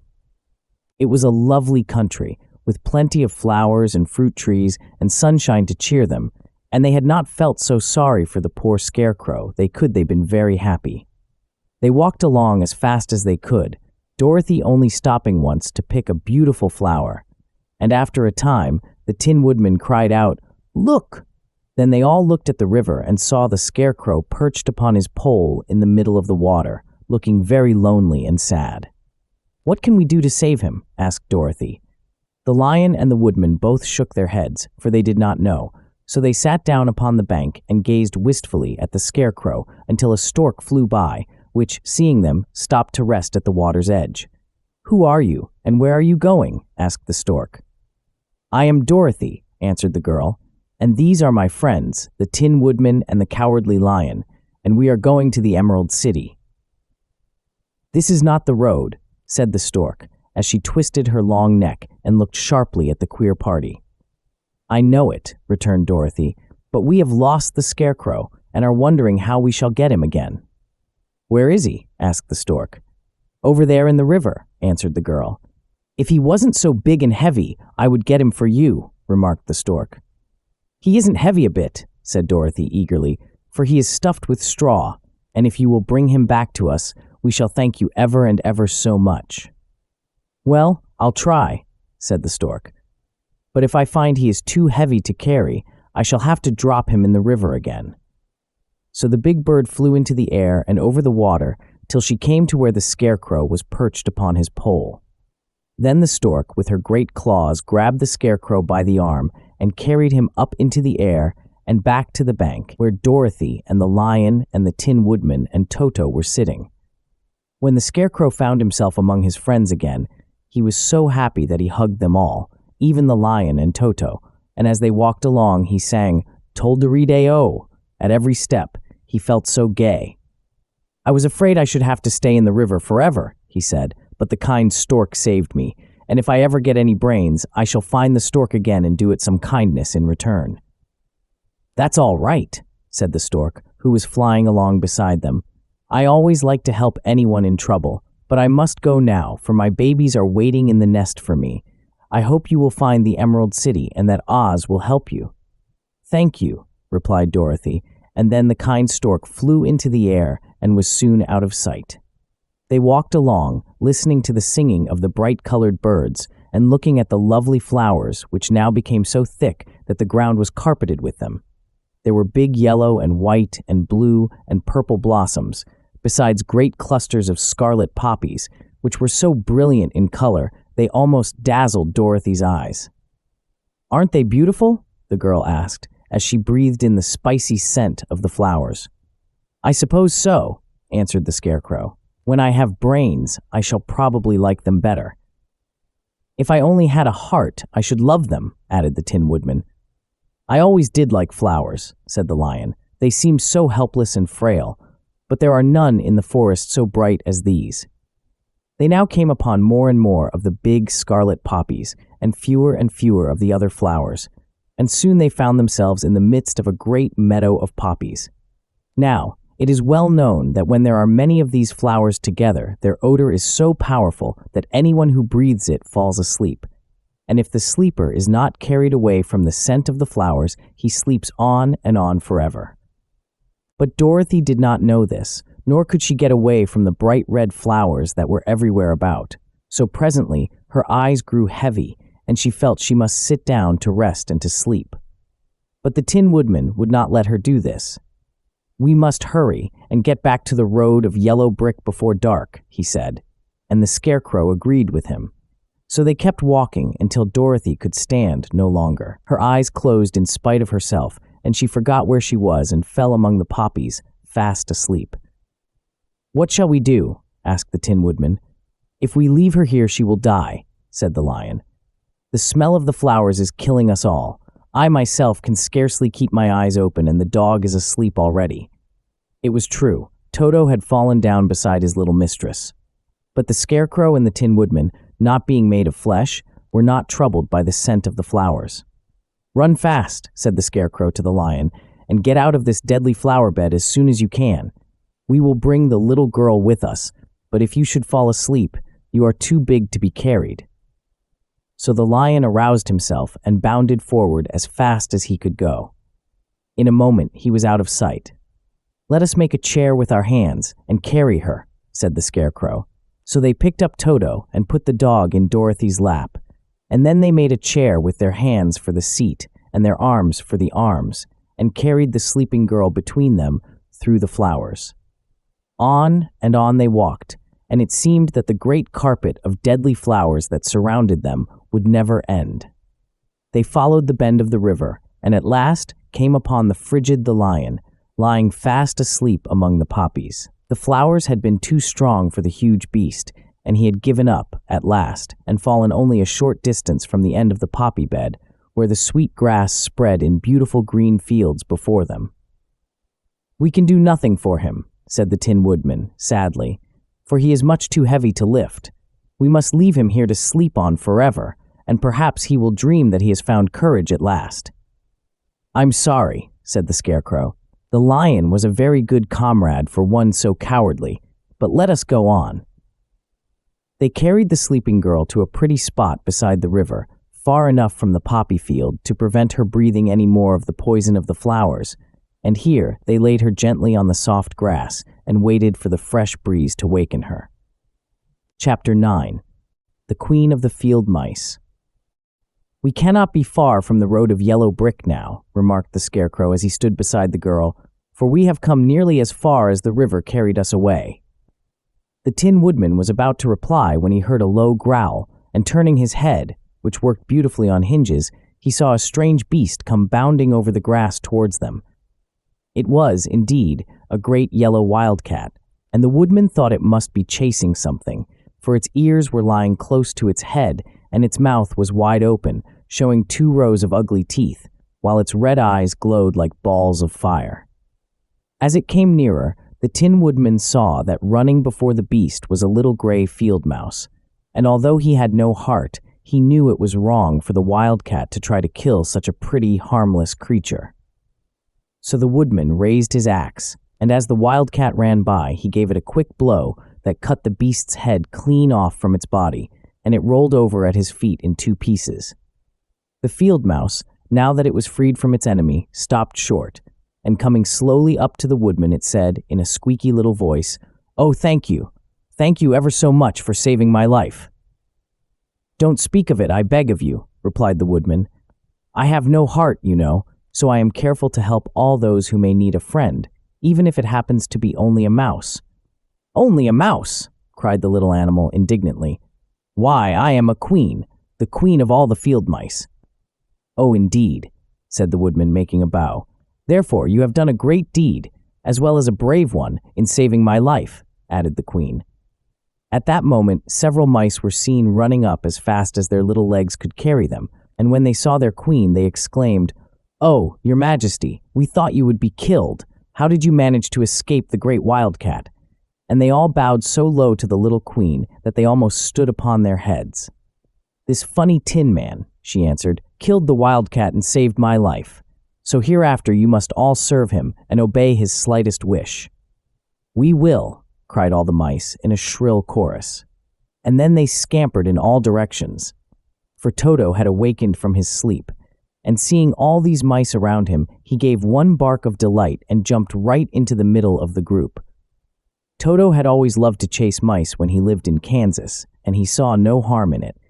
But the Tin Woodman caught the dog in his arms and held him tight while he called to the mice, "Come back! Come back! Toto shall not hurt you."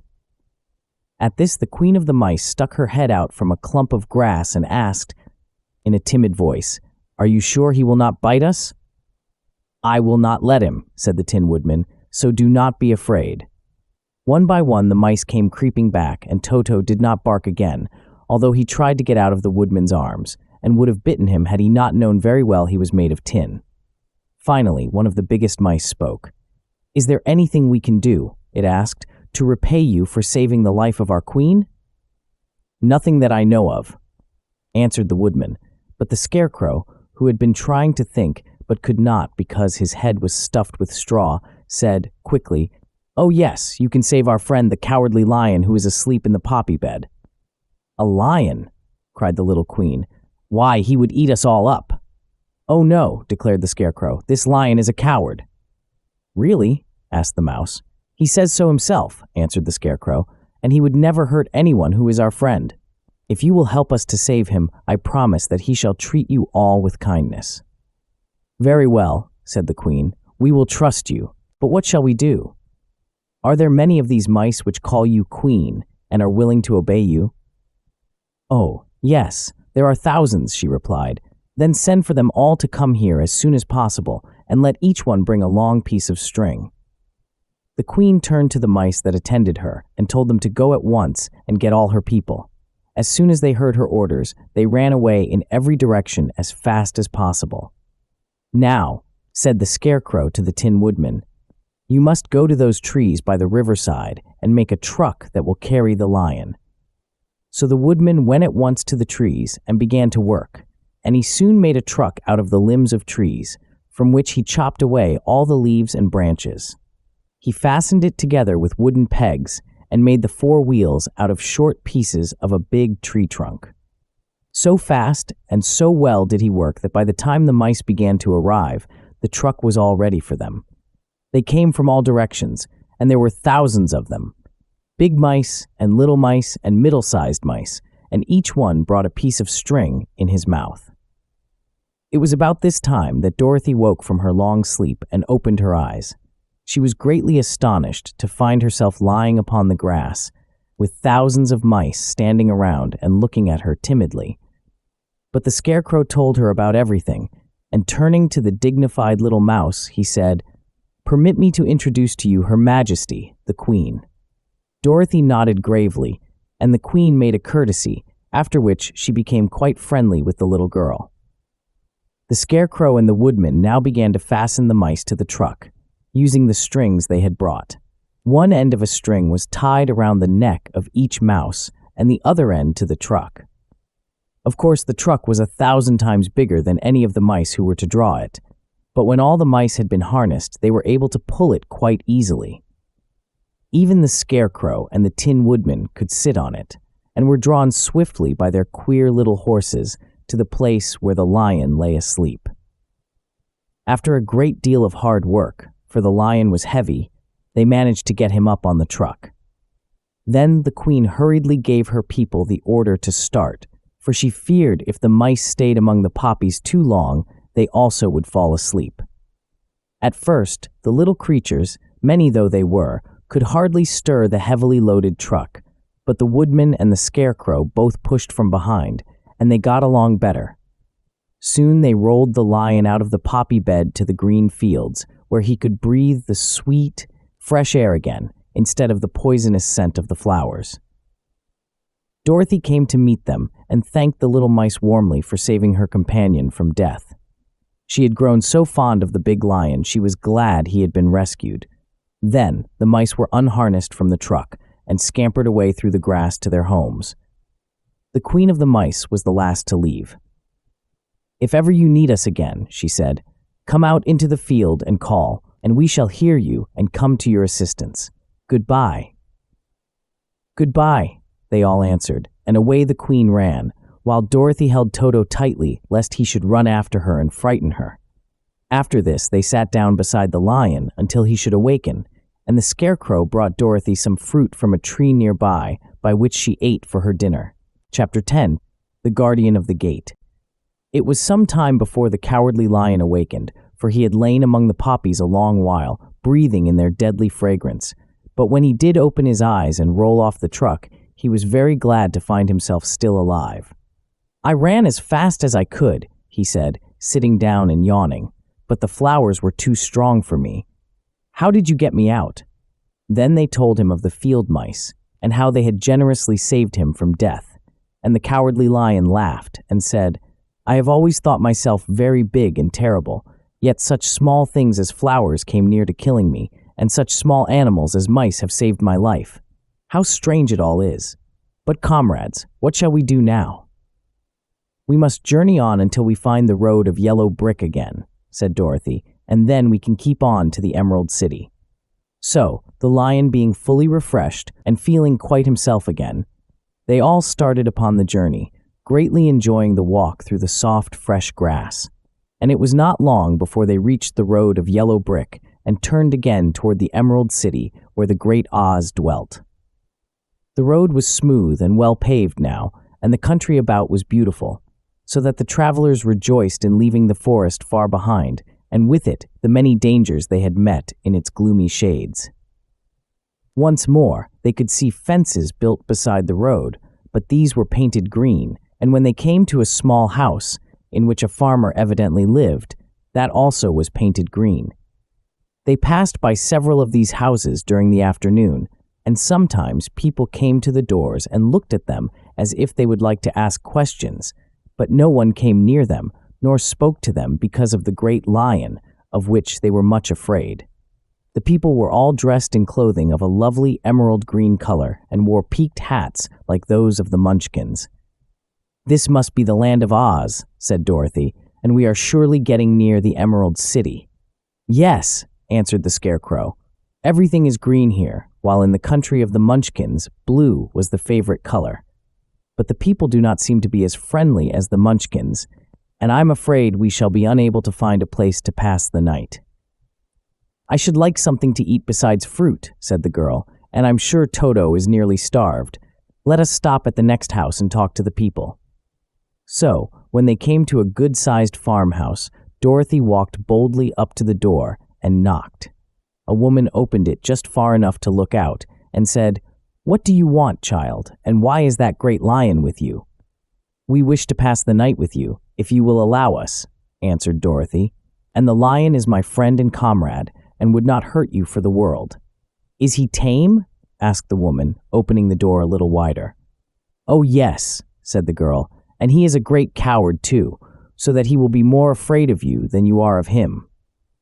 "Well," said the woman, after thinking it over and taking another peep at the lion, "if that is the case, you may come in, and I will give you some supper and a place to sleep." So they all entered the house, where there were, besides the woman, 2 children and a man. The man had hurt his leg and was lying on the couch in a corner. They seemed greatly surprised to see so strange a company, and while the woman was busy laying the table, the man asked, "Where are you all going?" "To the Emerald City," said Dorothy, "to see the Great Oz." "Oh, indeed," exclaimed the man. "Are you sure that Oz will see you?" "Why not?" she replied. "Why, it is said that he never lets anyone come into his presence. I have been to the Emerald City many times, and it is a beautiful and wonderful place, but I have never been permitted to see the Great Oz, nor do I know of any living person who has seen him." "Does he never go out?" asked the Scarecrow. "Never. He sits day after day in the great throne room of his palace, and even those who wait upon him do not see him face to face." "What is he like?" asked the girl. "That is hard to tell," said the man, thoughtfully. "You see, Oz is a great wizard and can take on any form he wishes, so that some say he looks like a bird, and some say he looks like an elephant, and some say he looks like a cat. To others he appears as a beautiful fairy or a brownie or in any other form that pleases him, but who the real Oz is when he is in his own form, no living person can tell." "That is very strange," said Dorothy, "but we must try, in some way, to see him, or we shall have made our journey for nothing." "Why do you wish to see the terrible Oz?" asked the man. "I want him to give me some brains," said the Scarecrow eagerly. "Oh, Oz could do that easily enough," declared the man. "He has more brains than he needs." "And I want him to give me a heart," said the Tin Woodman. "That will not trouble him," continued the man, "for Oz has a large collection of hearts of all sizes and shapes." "And I want him to give me courage," said the Cowardly Lion. "Oz keeps a great pot of courage in his throne room," said the man, "which he has covered with a golden plate to keep it from running over. He will be glad to give you some." "And I want him to send me back to Kansas," said Dorothy. "Where is Kansas?" asked the man in surprise. "I don't know," replied Dorothy sorrowfully, "but it is my home, and I'm sure it's somewhere." "Very likely. Well, Oz can do anything, so I suppose he will find Kansas for you. But first you must get to see him, and that will be a hard task, for the great wizard does not like to see anyone, and he usually has his own way." "But what do you want?" he continued, speaking to Toto. Toto only wagged his tail, for, strange to say, he could not speak. The woman now called to them that supper was ready, so they gathered around the table, and Dorothy ate some delicious porridge and a dish of scrambled eggs and a plate of nice white bread, and enjoyed her meal. The lion ate some of the porridge, but did not care for it, saying it was made from oats, and oats were food for horses, not for lions. The Scarecrow and the Tin Woodman ate nothing at all. Toto ate a little of everything, and was glad to get a good supper again. The woman now gave Dorothy a bed to sleep in, and Toto lay down beside her, while the lion guarded the door of her room so she might not be disturbed. The Scarecrow and the Tin Woodman stood up in a corner and kept quiet all night, although of course they could not sleep. The next morning, as soon as the sun was up, they started on their way and soon saw a beautiful green glow in the sky just before them.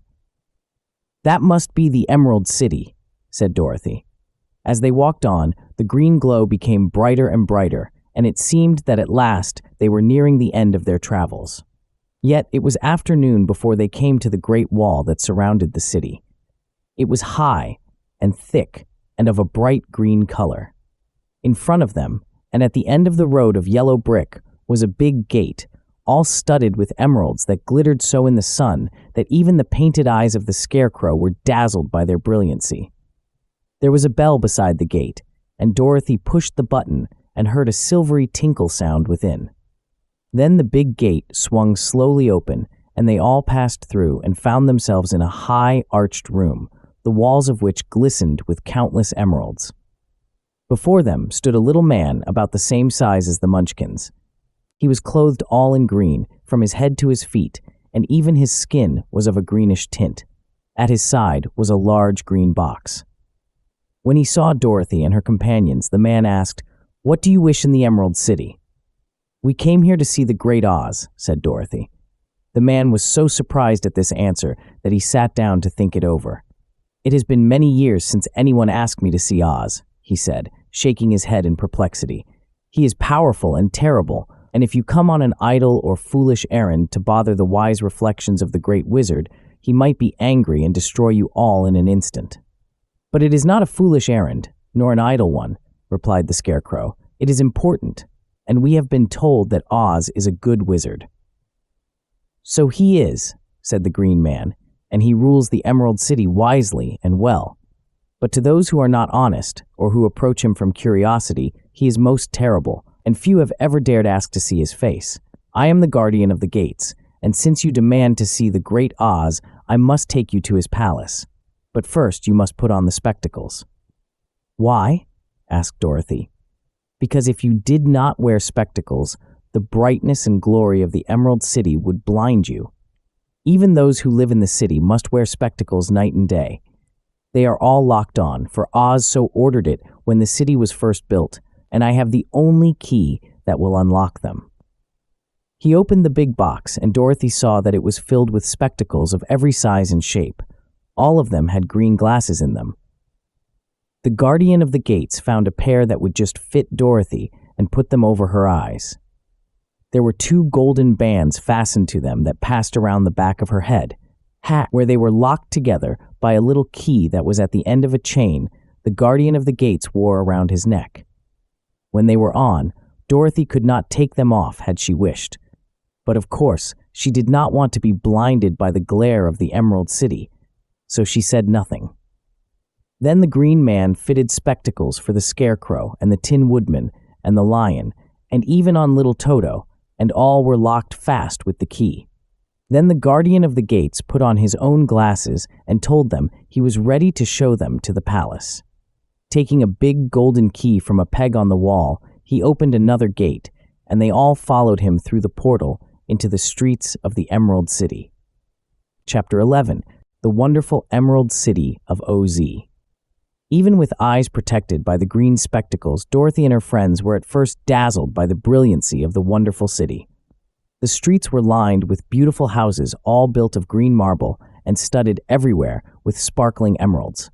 They walked over a pavement of the same green marble, and where the blocks were joined together were rows of emeralds, set closely and glittering in the brightness of the sun. The window panes were of green glass. Even the sky above the city had a green tint, and the rays of the sun were green. There were many people, men, women, and children, walking about, and these were all dressed in green clothes and had greenish skins. They looked at Dorothy and her strangely assorted company with wondering eyes, and the children all ran away and hid behind their mothers when they saw the lion. But no one spoke to them. Many shops stood in the street, and Dorothy saw that everything in them was green. Green candy and green popcorn were offered for sale, as well as green shoes, green hats, and green clothes of all sorts. At one place, a man was selling green lemonade, and when the children bought it, Dorothy could see that they paid for it with green pennies. There seemed to be no horses nor animals of any kind. The merchandise things around in little green carts, which they pushed before them.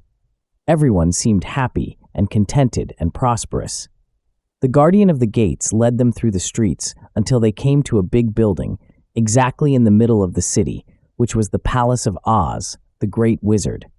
There was a soldier before the door, dressed in a green uniform and wearing a long green beard. "Here are strangers," said the guardian of the gates to him, "and they demand to see the Great Oz."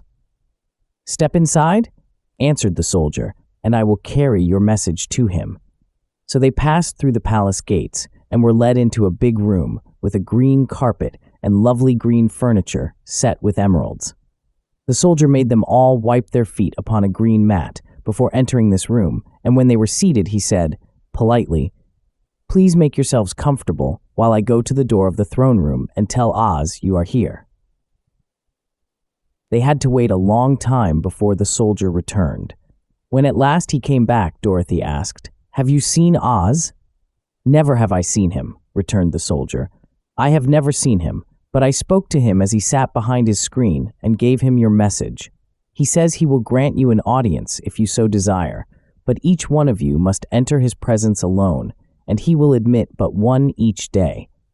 Therefore, as you must remain in the palace for several days, I will have you shown to rooms where you may rest in comfort after your journey." "Thank you," replied the girl. "That is very kind of Oz." The soldier now blew upon a green whistle, and at once a young girl, dressed in a pretty green silk gown, entered the room. She had lovely green hair and green eyes, and she bowed low before Dorothy as she said, "So please me and I will show you your room." So Dorothy said goodbye to all her friends except Toto, and taking the dog in her arms, followed the green girl through several passages and up 3 flights of stairs to a pretty little room at the front of the palace. It was the sweetest little room in the world, with a soft, comfortable bed that had sheets of green silk and a green velvet counterpane. There was a tiny fountain in the middle of the room that shot a spray of green perfume into the air, to fall back into a beautifully carved green marble basin. Beautiful green flowers stood in the windows, and there was a shelf with a row of little green books. When Dorothy had time to open these books, she found them full of queer green pictures that made her laugh. They were so funny. In a wardrobe were many green dresses, made of silk and satin and velvet, and all of them fitted Dorothy exactly. "Make yourself perfectly at home," said the green girl, "and if you wish for anything, ring the bell. Oz will send for you tomorrow morning." She left Dorothy alone and went back to the others, who had also led to rooms, and each one of them found himself welcomed to a pleasant part of the palace. Of course, this politeness was wasted on the Scarecrow, for when he found himself alone in his room, he stood stupidly in one spot, just within the doorway, to wait till morning. It would not rest him to lie down, and he could not close his eyes, so he remained all night staring at a little spider which was weaving its web in a corner of the room, just as if it were not one of the most wonderful rooms in the world. The Tin Woodman lay down on his bed from force of habit, for he remembered when he was made of flesh, but not being able to sleep, he passed the night moving his joints up and down to make sure they kept in good working order. The lion would have preferred a bed of dried leaves in the forest, and did not like being shut up in a room, but he had too much sense to let this worry him. So he sprang upon the bed and rolled himself up like a cat and purred himself asleep in a minute. The next morning, after breakfast, the Green Maiden came to fetch Dorothy, and she dressed her in one of the prettiest gowns made of green brocade satin. Dorothy put on a green silk apron and tied a green ribbon around Toto's neck, and they started for the throne room of the Great Oz. First they came to a great hall in which were many ladies and gentlemen of the court, all dressed in rich costumes. These people had nothing to do but talk to each other, but they always came to wait outside the throne room every morning, although they were never permitted to see Oz. As Dorothy entered, they looked at her curiously, and one of them whispered, "Are you really going to look upon the face of Oz the Terrible?" "Of course," answered the girl, "if he will see me." "Oh, he will see you," said the soldier who had taken her message to the wizard, although he does not like to have people ask to see him. Indeed, at first he was angry, and said I should send you back where you came from. Then he asked me what you looked like, and when I mentioned your silver shoes, he was very much interested. At last, I told him about the mark upon your forehead, and he decided he would admit you to his presence. Just then, a bell rang, and the green girl said to Dorothy, "That is the signal. You must go into the throne room alone." She opened a little door, and Dorothy walked boldly through and found herself in a wonderful place. It was a big, round room with a high arched roof, and the walls and ceiling and floor were covered with large emeralds set closely together. In the center of the roof was a great light, as bright as the sun, which made the emeralds sparkle in a wonderful manner. But what interested Dorothy most was the big throne of green marble that stood in the middle of the room. It was shaped like a chair and sparkled with gems and everything else. In the center of the chair was an enormous head, without body to support it or any arms or legs whatever. There was no hair upon this head, but it had eyes and nose and mouth, and was bigger than the head of the biggest giant. As Dorothy gazed upon this in wonder and fear, the eyes turned slowly and looked at her sharply and steadily. Then the mouth moved, and Dorothy heard a voice say, "I am Oz, the great and terrible. Who are you, and why do you seek me?" It was not such an awful voice as she had expected to come from the big head. So she took courage and answered, "I am Dorothy, the small and meek. I have come to you for help." The eyes looked at her thoughtfully for a full minute. Then said the voice, "Where did you get the silver shoes?" "I got them from the Wicked Witch of the East, when my house fell on her and killed her," she replied. "Where did you get the mark upon your forehead?" Continued the voice. "That is where the Good Witch of the North kissed me when she bade me goodbye and sent me to you," said the girl. Again, the eyes looked at her sharply, and they saw she was telling the truth. Then Oz asked, "What do you wish me to do?" "Send me back to Kansas, where my Aunt Em and Uncle Henry are," she answered earnestly. "I don't like your country, although it is so beautiful, and I am sure Aunt Em will be dreadfully worried over my being away so long." The eyes winked 3 times, and then they turned up to the ceiling and down to the floor and rolled around so queerly that they seemed to see every part of the room. And at last, they looked at Dorothy again. "Why should I do this for you?" asked Oz. "Because you are strong and I am weak, because you are a great wizard and I am only a helpless little girl," she answered. "But you were strong enough to kill the Wicked Witch of the East," said Oz. "That just happened," returned Dorothy simply. "I could not help it." "Well," said the head, "I will give you my answer. You have no right to expect me to send you back to Kansas unless you do something for me in return. In this country, everyone must pay for everything he gets. If you wish me to use my magic power to send you home again, you must do something for me first. Help me, and I will help you." "What must I do?" asked the girl. "Kill the Wicked Witch of the West," answered Oz. "But I cannot," exclaimed Dorothy, greatly surprised. "You killed the Witch of the East, and you wear the silver shoes, which bear a powerful charm. There is now but one Wicked Witch left in all this land, and when you can tell me she is dead, I will send you back to Kansas, but not before." The little girl began to weep. She was so much disappointed, and the eyes winked again and looked upon her anxiously, as if the great Oz felt that she could help him if she would. "I never killed anything willingly," she sobbed, "and even if I wanted to, how could I kill the Wicked Witch? If you, who are great and terrible, cannot kill her yourself, how do you expect me to do it?" "I do not know," said the head, "but that is my answer, and until the Wicked Witch dies, you will not see your uncle and aunt again. Remember that the witch is wicked, tremendously wicked, and ought to be killed. Now go, and do not ask to see me again until you have done your task." Sorrowfully, Dorothy left the throne room and went back where the lion and the Scarecrow and the Tin Woodman were waiting to hear what Oz had said to her. "There is no hope for me," she said, sadly, "for Oz will not send me home until I have killed the Wicked Witch of the West, and that I can never do." Her friends were sorry, but could do nothing to help her, so she went to her own room and lay down on the bed and cried herself to sleep. The next morning, the soldier with the green whiskers came to the Scarecrow and said, "Come with me, for Oz has sent for you." So the Scarecrow followed him and was admitted into the great throne room, where he saw, sitting in the emerald throne, a most lovely lady. She was dressed in green silk gauze and wore upon her flowing green locks a crown of jewels. Glowing from her shoulders were wings, gorgeous in color and so light that they fluttered if the slightest breath of air reached them.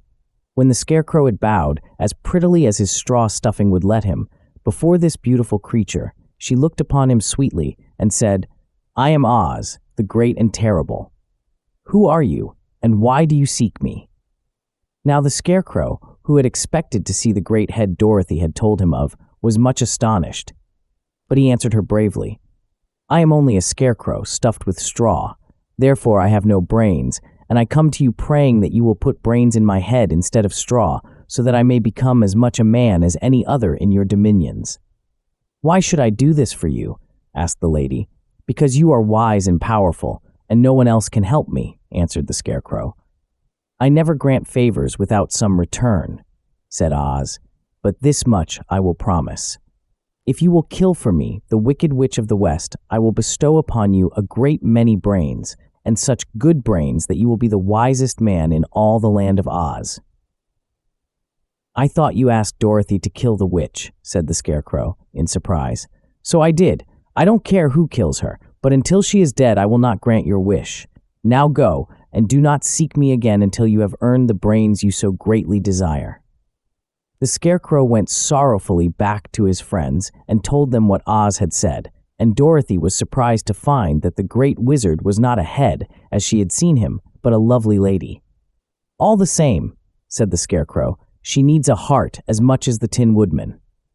On the next morning, the soldier with the green whiskers came to the Tin Woodman and said, "Oz has sent for you. Follow me." So the Tin Woodman followed him and came to the great throne room. He did not know whether he would find Oz a lovely lady or a head, but he hoped it would be the lovely lady.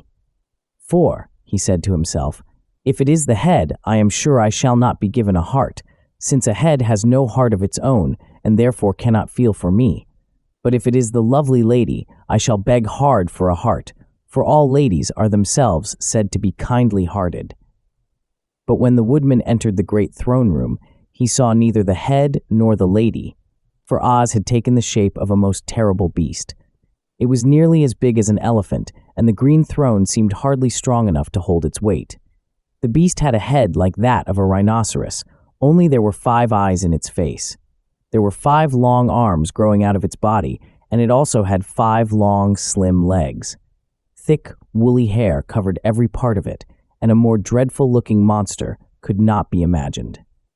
It was fortunate the Tin Woodman had no heart at that moment, for it would have beat loud and fast from terror. But being only tin, the Woodman was not at all afraid, although he was much disappointed. "I am Oz, the great and terrible," spoke the beast, in a voice that was one great roar. "Who are you, and why do you seek me? I am a woodman, and made of tin. Therefore I have no heart, and cannot love. I pray you to give me a heart, that I may be as other men are." "Why should I do this?" demanded the beast. "Because I ask it, and you alone can grant my request," answered the woodman. Oz gave a low growl at this, but said gruffly, "If you indeed desire a heart, you must earn it." "How?" asked the woodman. "Help Dorothy to kill the Wicked Witch of the West," replied the beast. "When the witch is dead, come to me, and I will then give you the biggest and kindest and most loving heart in all the land of Oz." So, the Tin Woodman was forced to return sorrowfully to his friends and tell them of the terrible beast he had seen. They all wondered greatly at the many forms the great wizard could take upon himself, and the lion said, "If he is a beast when I go to see him, I shall roar my loudest and so frighten him that he will grant all I ask. And if he is the lovely lady, I shall pretend to spring upon her and so compel her to do my bidding. And if he is the great head, he will be at my mercy, for I will roll his head all about the room until he promises to give us what we desire. So be of good cheer, my friends, for all will yet be well." The next morning, the soldier with the green whiskers led the lion to the great throne room and bade him enter the presence of Oz. The lion at once passed through the door, and glancing around saw, to his surprise, that before the throne was a ball of fire, so fierce and glowing he could scarcely bear to gaze upon it. His first thought was that Oz had by enchantment built up the fire and was burning up. But when he tried to go nearer, the heat was so intense that it singed his whiskers, and he crept back tremblingly to a spot nearer the door. Then a low, quiet voice came from the ball of fire, and these were the words it spoke. "I am Oz, the great and terrible," spoke the lion, answered. "I am a cowardly lion, afraid of everything. I come to you to beg that you give me courage, so that in reality I may become the king of beasts, as men call me." "Why should I give you courage?" demanded Oz. "Because of all wizards, you are the greatest, and alone have power to grant my request," answered the lion. The ball of fire burned fiercely for a time, and the voice said, "Bring me proof that the wicked witch is dead, and that moment I will give you courage. But so long as the witch lives, you must remain a coward." The lion was angry at this speech, but could say nothing in reply. And while he stood silently gazing at the ball of fire, it became so furiously hot that he turned tail and rushed from the room. He was glad to find his friends waiting for him, and told them of his terrible interview with the wizard. "What shall we do now?" asked Dorothy, sadly. "There is only one thing we can do," returned the lion, "and that is to go to the land of the Winkies, seek out the wicked witch, and destroy her." "But suppose we cannot," said the girl. "Then I shall never have courage," declared the lion. "And I shall never have brains," added the Scarecrow. "And I shall never have a heart," spoke the Tin Woodman. "And I shall never see Aunt Em and Uncle Henry," said Dorothy, beginning to cry. "Be careful," cried the green girl. "The tears will fall on your green silk gown and spot it." So Dorothy dried her eyes and said, "I suppose we must try it, but I am sure I do not want to kill anybody, even to see Aunt Em again." "I will go with you, but I'm too much of a coward to kill the witch," said the lion. "I will go too," declared the Scarecrow, "but I shall not be of much help to you. I am such a fool." "I haven't the heart to harm even a witch," remarked the Tin Woodman, "but if you go, I certainly shall go with you." Therefore it was decided to start upon their journey the next morning, and the woodman sharpened his axe on a green grindstone and had all his joints properly oiled.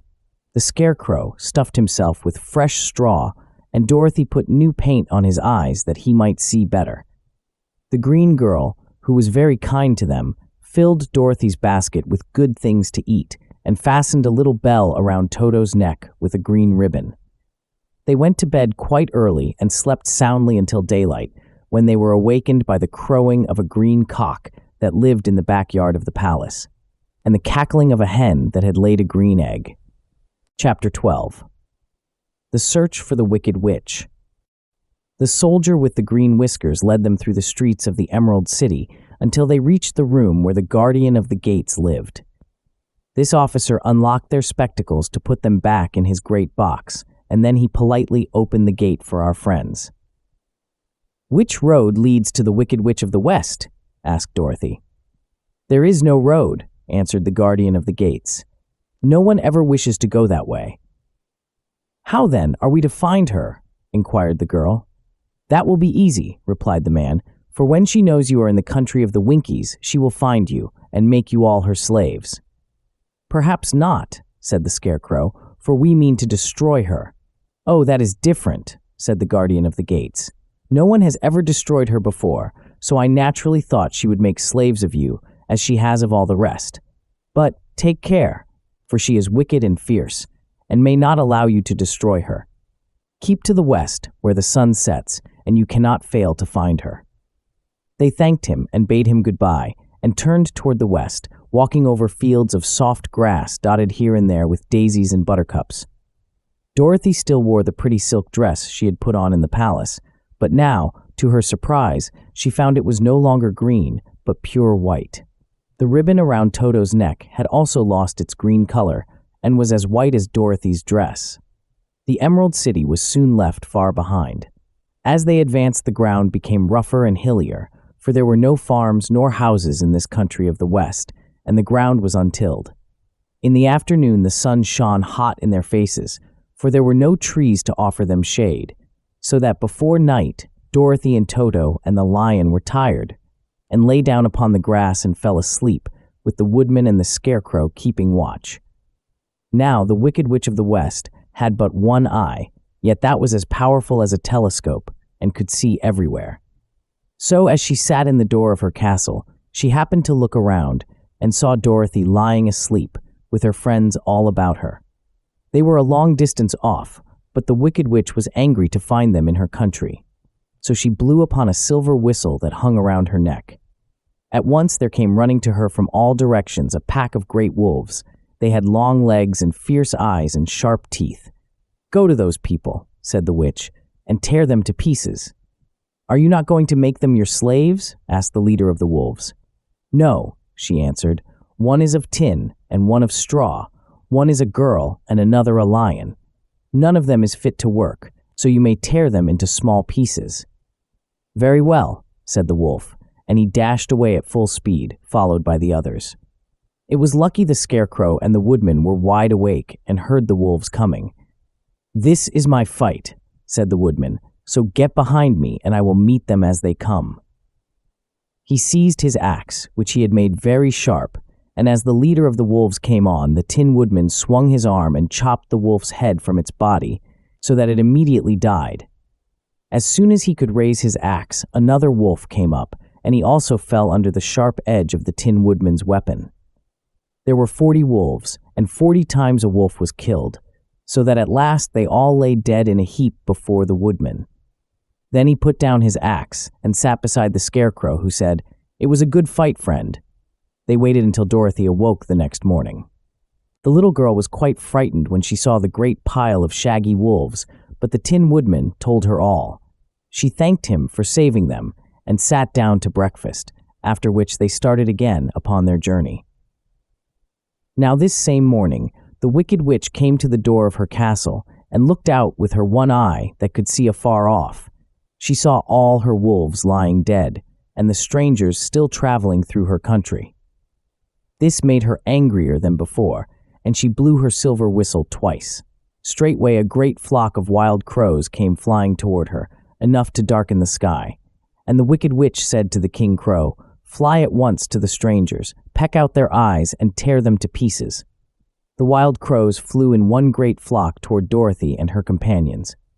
When the little girl saw them coming, she was afraid.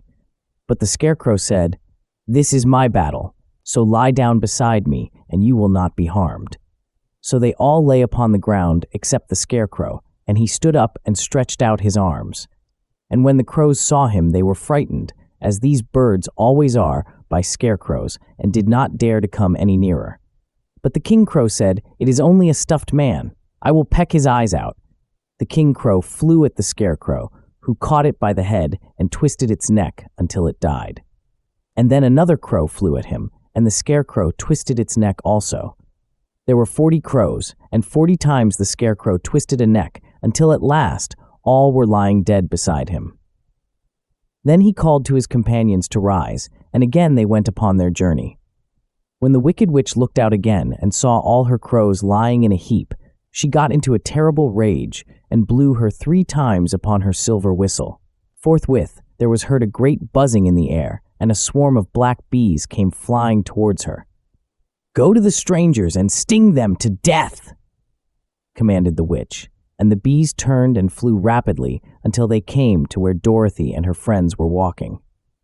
But the Woodman had seen them coming, and the Scarecrow had decided what to do.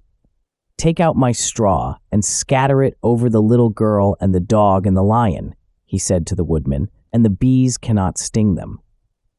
This the Woodman did, and as Dorothy lay close beside the lion and held Toto in her arms, the straw covered them entirely.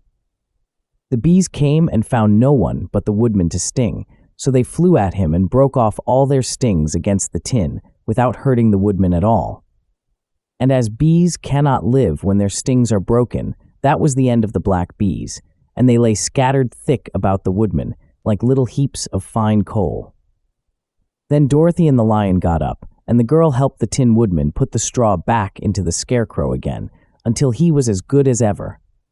So they started upon their journey once more. The Wicked Witch was so angry when she saw her black bees in little heaps like fine coal that she stamped her foot and tore her hair and gnashed her teeth. And then she called a dozen of her slaves, who were the Winkies, and gave them sharp spears, telling them to go to the strangers and destroy them. The Winkies were not a brave people, but they had to do as they were told, so they marched away until they came near to Dorothy.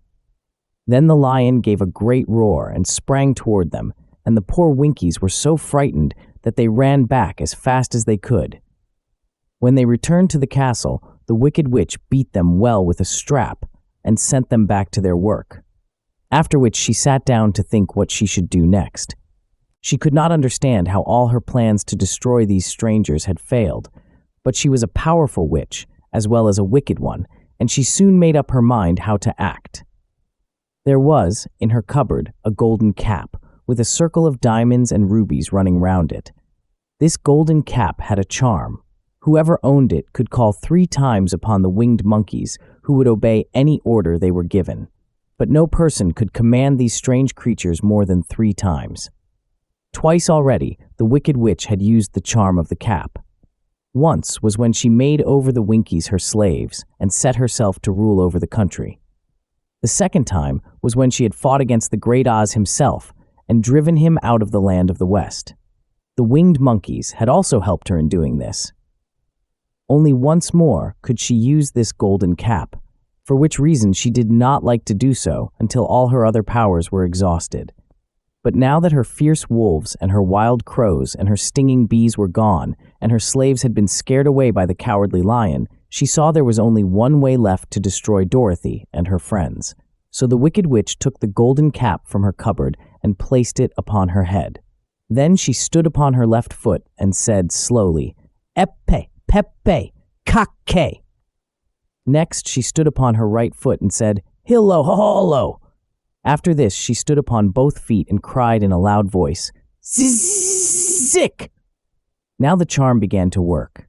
The sky was darkened, and a low rumbling sound was heard in the air. There was a rushing of many wings, a great chattering and laughing, and the sun came out of the dark sky to show the wicked witch surrounded by a crowd of monkeys, each with a pair of immense and powerful wings on his shoulders. One, much bigger than the others, seemed to be their leader. He flew close to the witch and said, "You have called us for the 3rd and last time. What do you command?" "Go to the strangers who are within my land and destroy them all except the lion," said the wicked witch. "Bring that beast to me, for I have a mind to harness him like a horse and make him work." "Your commands shall be obeyed," said the leader, and then, with a great deal of chattering and noise, the winged monkeys flew away to the place where Dorothy and her friends were walking. Some of the monkeys seized the Tin Woodman and carried him through the air until they were over a country thickly covered with sharp rocks. Here they dropped the poor woodman, who fell a great distance to the rocks, where he lay so battered and dented that he could neither move nor groan. Others of the monkeys caught the Scarecrow, and with their long fingers pulled all of the straw out of his clothes and head. They made his hat and boots and clothes into a small bundle and threw it into the top branches of a tall tree. The remaining monkeys threw pieces of stout rope around the lion and wound many coils about his body and head and legs until he was unable to bite or scratch or struggle in any way. Then they lifted him up and flew away with him to the witch's castle, where he was placed in a small yard with a high iron fence around it so that he could not escape. But Dorothy they did not harm at all. She stood with Toto in her arms, watching the sad fate of her comrades and thinking it would soon be her turn.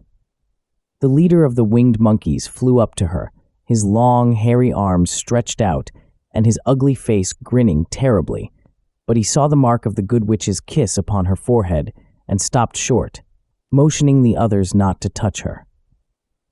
"We dare not harm this little girl," he said to them, "for she is protected by the power of good, and that is greater than the power of evil. All we can do is to carry her to the castle of the wicked witch and leave her there."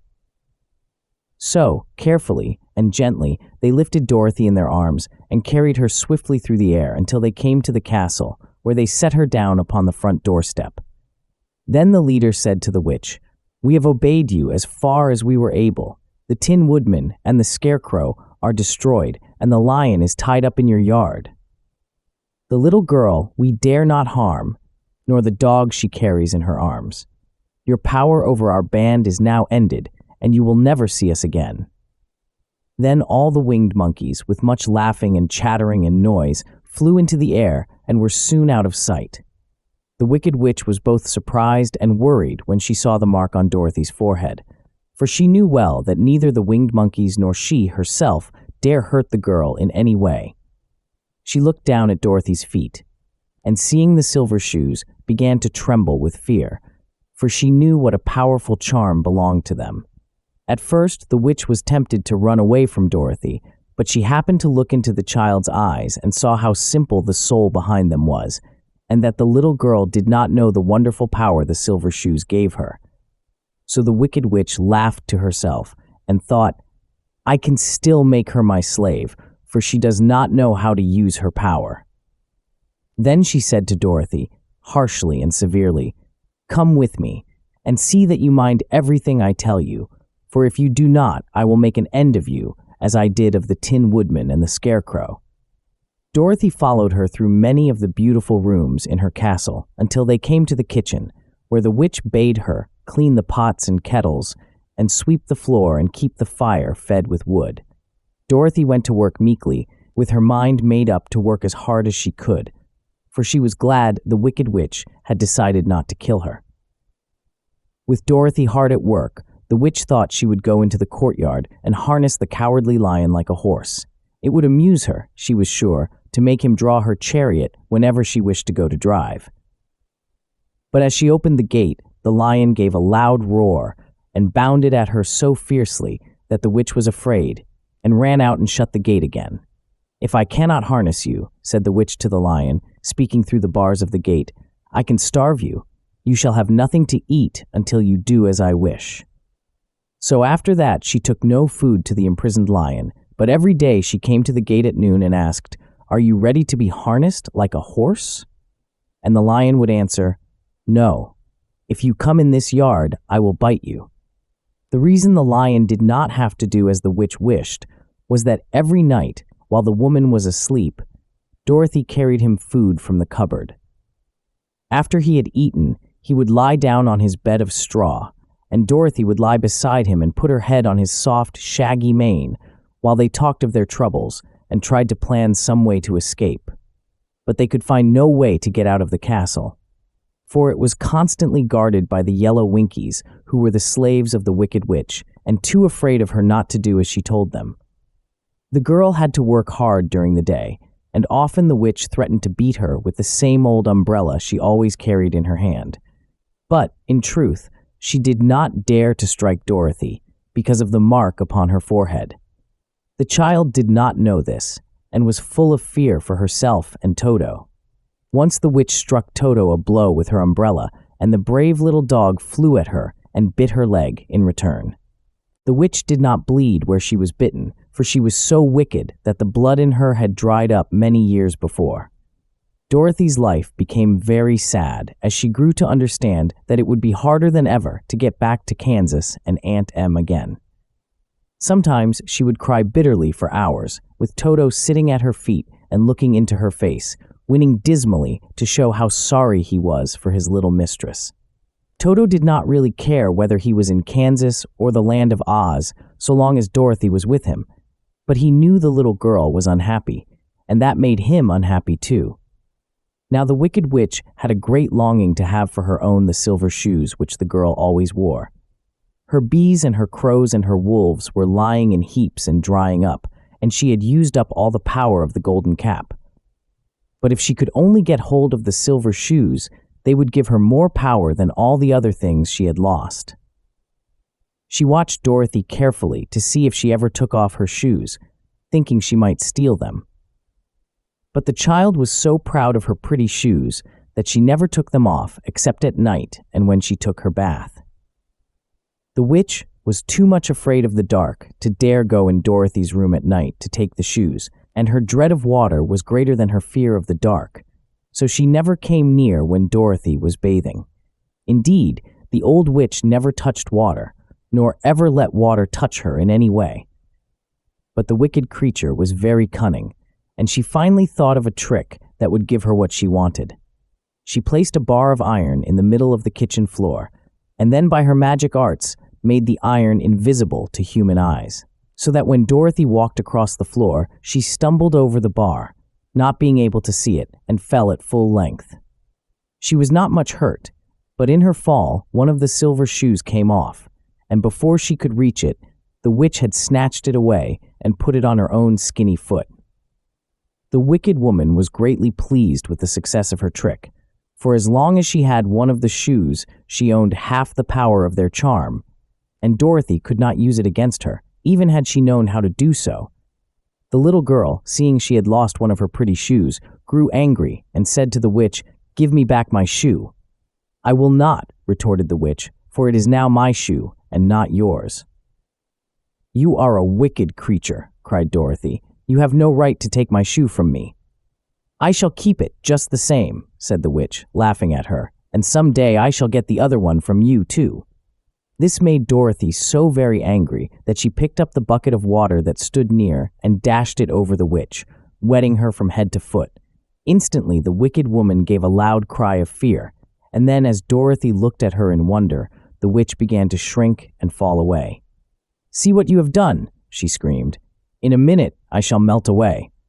"I'm very sorry indeed," said Dorothy, who was truly frightened to see the witch actually melting away like brown sugar before her very eyes. "Didn't you know water would be the end of me?" asked the witch in a wailing, despairing voice. "Of course not," answered Dorothy. "How should I?" "Well, in a few minutes I shall be all melted, and you will have the castle to yourself. I have been wicked in my day, but I never thought a little girl like you would ever be able to melt me and end my wicked deeds. Look out! Here I go." With these words, the witch fell down in a brown, melted, shapeless mass and began to spread over the clean boards of the kitchen floor. Seeing that she had really melted away to nothing, Dorothy drew another bucket of water and threw it over the mess. She then swept it all out the door. After picking out the silver shoe, which was all that was left of the old woman, she cleaned and dried it with a cloth and put it on her foot again. Then, being at last free to do as she chose, she ran out to the courtyard to tell the lion that the Wicked Witch of the West had come to an end, and that they were no longer prisoners in a strange land. Chapter 13. The Rescue. The Cowardly Lion was much pleased to hear that the Wicked Witch had been melted by a bucket of water, and Dorothy at once unlocked the gate of his prison and set him free. They went in together to the castle, where Dorothy's first act was to call all the Winkies together and tell them that they were no longer slaves. There was great rejoicing among the yellow Winkies, for they had been made to work hard during many years for the Wicked Witch, who had always treated them with great cruelty. They kept this day as a holiday, then and ever after, and spent the time in feasting and dancing. "If our friends, the Scarecrow and the Tin Woodman, were only with us," said the Lion, "I should be quite happy." "Don't you suppose we could rescue them?" asked the girl, anxiously. "We can try," answered the Lion. So they called the yellow Winkies and asked them if they would help to rescue their friends, and the Winkies said that they would be delighted to do all in their power for Dorothy, who had set them free from bondage. So she chose a number of the Winkies, who looked as if they knew the most, and they all started away. They traveled that day and part of the next, until they came to the rocky plain where the Tin Woodman lay, all battered and bent. His axe was near him, but the blade was rusted and the handle broken off short. The Winkies lifted him tenderly in their arms and carried him back to the yellow castle again, Dorothy shedding a few tears by the way at the sad plight of her old friend, and the Lion looking sober and sorry. When they reached the castle, Dorothy said to the Winkies, "Are any of your people tinsmiths?" "Oh yes, some of us are very good tinsmiths," they told her. "Then bring them to me," she said. And when the tinsmiths came, bringing with them all their tools in baskets, she inquired, "Can you straighten out those dents in the Tin Woodman and bend him back into shape again and solder him together where he is broken?" The tinsmiths looked the woodman over carefully and then answered that they thought they could mend him so he would be as good as ever. So they set to work in one of the big yellow rooms of the castle and worked for 3 days and 4 nights, hammering and twisting and bending and soldering and polishing and pounding at the legs and body and head of the Tin Woodman, until at last he was straightened out into his old form, and his joints worked as well as ever. To be sure, there were several patches on him, but the tinsmiths did a good job, and as the woodman was not a vain man, he did not mind the patches at all. When at last he walked into Dorothy's room and thanked her for rescuing him, he was so pleased that he wept tears of joy, and Dorothy had to wipe every tear carefully from his face with her apron so his joints would not be rusted. At the same time, her own tears fell thick and fast at the joy of meeting her old friend again, and these tears did not need to be wiped away.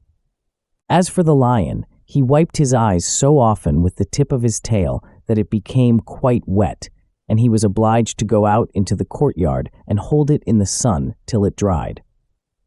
"If we only had the Scarecrow with us again," said the Tin Woodman, when Dorothy had finished telling him everything that had happened, "I should be quite happy." "But we must try to find him," said the girl, so she called the Winkies to help her, and they walked all that day and part of the next until they came to the tall tree in the branches of which the winged monkeys had tossed the Scarecrow's clothes. It was a very tall tree, and the trunk was so smooth that no one could climb it. But the woodman said at once, "I'll chop it down, and then we can get the Scarecrow's clothes." Now, while the tinsmiths had been at work mending the woodman himself, another of the Winkies, who was a goldsmith, had made an axe handle of solid gold and fitted it to the woodman's axe instead of the old broken handle. Others polished the blade until all the rust was removed and it glistened like burnished silver. As soon as he had spoken, the Tin Woodman began to chop, and in a short time the tree fell over with a crash, when the Scarecrow's clothes fell out of the branches and rolled off on the ground. Dorothy picked them up and had the Winkies carry them back to the castle, where they were stuffed with nice, clean straw, and behold, here was the Scarecrow, as good as ever, thanking them over and over again for saving him. Now they were reunited. Dorothy and her friends spent a few happy days at the Yellow Castle, where they found everything they needed to make them comfortable. But one day the girl thought of Aunt Em and said, "We must go back to Oz and make him his promise." "Yes," said the woodman, "at last I shall get my heart." "And I shall get my brains," added the Scarecrow joyfully. "And I shall get my courage," said the lion thoughtfully. "And I shall get back to Kansas," cried Dorothy, clapping her hands. "Oh, let us start for the Emerald City tomorrow." This they decided to do. The next day they called the Winkies together and bade them goodbye. The Winkies were sorry to have them go, and they had grown so fond of the Tin Woodman that they begged him to stay and rule over them and the yellow land of the West. Finding they were determined to go, the Winkies gave Toto and the lion each a golden collar. And to Dorothy they presented a beautiful bracelet studded with diamonds, and to the Scarecrow they gave a gold-headed walking stick to keep him from stumbling, and to the Tin Woodman they offered a silver oil can, inlaid with gold and set with precious jewels. Every one of the travelers made the Winkies a pretty speech in return, and all shook hands with them until their arms ached. Dorothy went to the witch's cupboard to fill her basket with food for the journey, and there she saw the golden cap. She tried it on her own head and found that it fitted her exactly. She did not know anything about the charm of the golden cap, but she saw that it was pretty, so she made up her mind to wear it and carry her sunbonnet in the basket. Then, being prepared for the journey, they all started for the Emerald City, and the Winkies gave them 3 cheers and many good wishes to carry with them. Chapter 14. The Winged Monkeys. You will remember there was no road, not even a pathway, between the castle of the Wicked Witch and the Emerald City. When the 4 travelers went in search of the witch, she had seen them coming, and so sent the winged monkeys to bring them to her. It was much harder to find their way back through the big fields of buttercups and yellow daisies than it was being carried. They knew, of course, they must go straight east, toward the rising sun, and they started off in the right way. But at noon, when the sun was over their heads, they did not know which was east and which was west, and that was the reason they were lost in the great fields. They kept on walking, however, and at night the moon came out and shone brightly. So they lay down among the sweet-smelling yellow flowers and slept soundly until morning, all but the Scarecrow and the Tin Woodman. The next morning the sun was behind a cloud, but they started on as if they were quite sure which way they were going. "If we walk far enough," said Dorothy, "we shall sometime come to some place, I am sure." But day by day passed away, and they still saw nothing before them but the yellow fields. The Scarecrow began to grumble a bit. "We have surely lost our way," he said, "and unless we find it again in time to reach the Emerald City, I shall never get my brains." "Nor I my heart," declared the Tin Woodman. "It seems to me I can scarcely wait till I get to Oz, and you must admit this is a very long journey." "You see," said the Cowardly Lion with a whimper, "I haven't the courage to keep tramping forever without getting anywhere at all." Then Dorothy lost heart. She sat down on the grass and looked at her companions, and they sat down and looked at her. And Toto found that for the first time in his life, he was too tired to chase a butterfly that flew past his head, so he put out his tongue and panted and looked at Dorothy as if to ask what they should do next. "Suppose we call the field mice," she suggested. "They could probably tell us the way to the Emerald City." "To be sure they could," cried the Scarecrow. "Why didn't we think of that before?" Dorothy blew the little whistle she had always carried about her neck since the Queen of the Mice had given it to her. In a few minutes, they heard the pattering of tiny feet, and many of the small gray mice came running up to her. Among them was the Queen herself, who asked, in her squeaky little voice, "What can I do for my friends?" "We have lost our way," said Dorothy. "Can you tell us where the Emerald City is?" "Certainly," answered the Queen, "but it is a great way off, for you have had it at your backs all this time." Then she noticed Dorothy's golden cap and said, "Why don't you use the charm of the cap and call the winged monkeys to you? They will carry you to the City of Oz in less than an hour." "I didn't know there was a charm," answered Dorothy in surprise. "What is it?" "It is written inside the golden cap," replied the Queen of the Mice. "But if you are going to call the winged monkeys, we must run away, for they are full of mischief and think it great fun to plague us." "Won't they hurt me?" asked the girl, anxiously. "Oh no, they must obey the wearer of the cap. Goodbye." And she scampered out of sight, with all the mice hurrying after her. Dorothy looked inside the golden cap and saw some words written upon the lining.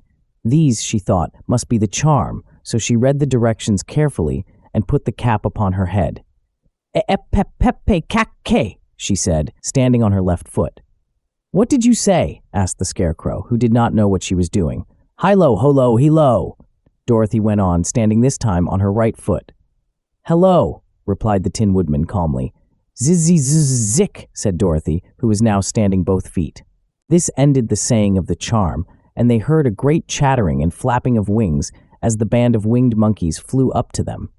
The king bowed low before Dorothy and asked, "What is your command?" "We wish to go to the Emerald City," said the child, "and we have lost our way." "We will carry you," replied the king, and no sooner had he spoken than two of the monkeys caught Dorothy in their arms and flew away with her.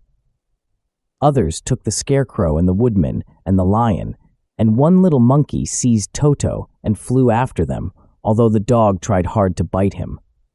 The Scarecrow and the Tin Woodman were rather frightened at first, for they remembered how badly the winged monkeys had treated them before, but they saw that no harm was intended, so they rode through the air quite cheerfully and had a fine time looking at the pretty gardens and woods far below them. Dorothy found herself riding easily between two of the biggest monkeys, one of them the king himself. They had made a chair of their hands and were careful not to hurt her. "Why do you have to obey the charm of the golden cap?" she asked. "That is a long story," answered the king with a laugh. "But as we have a long journey before us, I will pass the time by telling you about it if you wish." "I shall be glad to hear it," she replied. "Once," began the leader, "we were a free people, living happily in the great forest, flying from tree to tree, eating nuts and fruit, and doing just as we pleased without calling anybody master. Perhaps some of us were rather too full of mischief at times, flying down to pull the tails of the animals that had no wings, chasing birds and throwing nuts at the people who walked in the forest. But we were careless and happy and full of fun and enjoyed every minute of the day. This was many years ago, long before Oz came out of the clouds to rule over this land. There lived here then, away at the north, a beautiful princess who was also a powerful sorceress. All her magic was used to help the people, and she was never known to hurt anyone who was good. Her name was Galette, and she lived in a handsome palace built from great blocks of ruby. Everyone loved her, but her greatest sorrow was that she could find no one to love in return, since all the men were much too stupid and ugly to mate with one so beautiful and wise. At last, however, she found a boy who was handsome and manly and wise beyond his years. Gaylet made up her mind that when he grew to be a man, she would make him her husband, so she took him to her ruby palace and used all her magic powers to make him as strong and good and lovely as any woman could wish. When he grew to manhood, Quilala, as he was called, was said to be the best and wisest man in all the land, while his manly beauty was so great that Gaylet loved him dearly and hastened to make everything ready for the wedding. My grandfather was at that time the king of the winged monkeys, which lived in the forest near Gaylet's palace, and the old fellow loved a joke better than a good dinner. One day, just before the wedding, my grandfather was flying out with his band when he saw Quilala walking beside the river. He was dressed in a rich costume of pink silk and purple velvet, and my grandfather thought he would see what he could do. At his word, the band flew down and seized Quilala, carried him in their arms until they were over the middle of the river, and then dropped him into the water. "Swim out, my fine fellow," cried my grandfather, "and see if the water has spotted your clothes." Quilala was much too wise not to swim, and he was not in the least spoiled by all his good fortune. He laughed when he came to the top of the water and swam into shore. But when Gaylet came running out to him, she found his silks and velvet all ruined by the river. The princess was very angry, and she knew, of course, who did it. She had all the winged monkeys brought before her, and she said at first that their wings should be tied and they should be treated as they had treated Quilala and dropped in the river.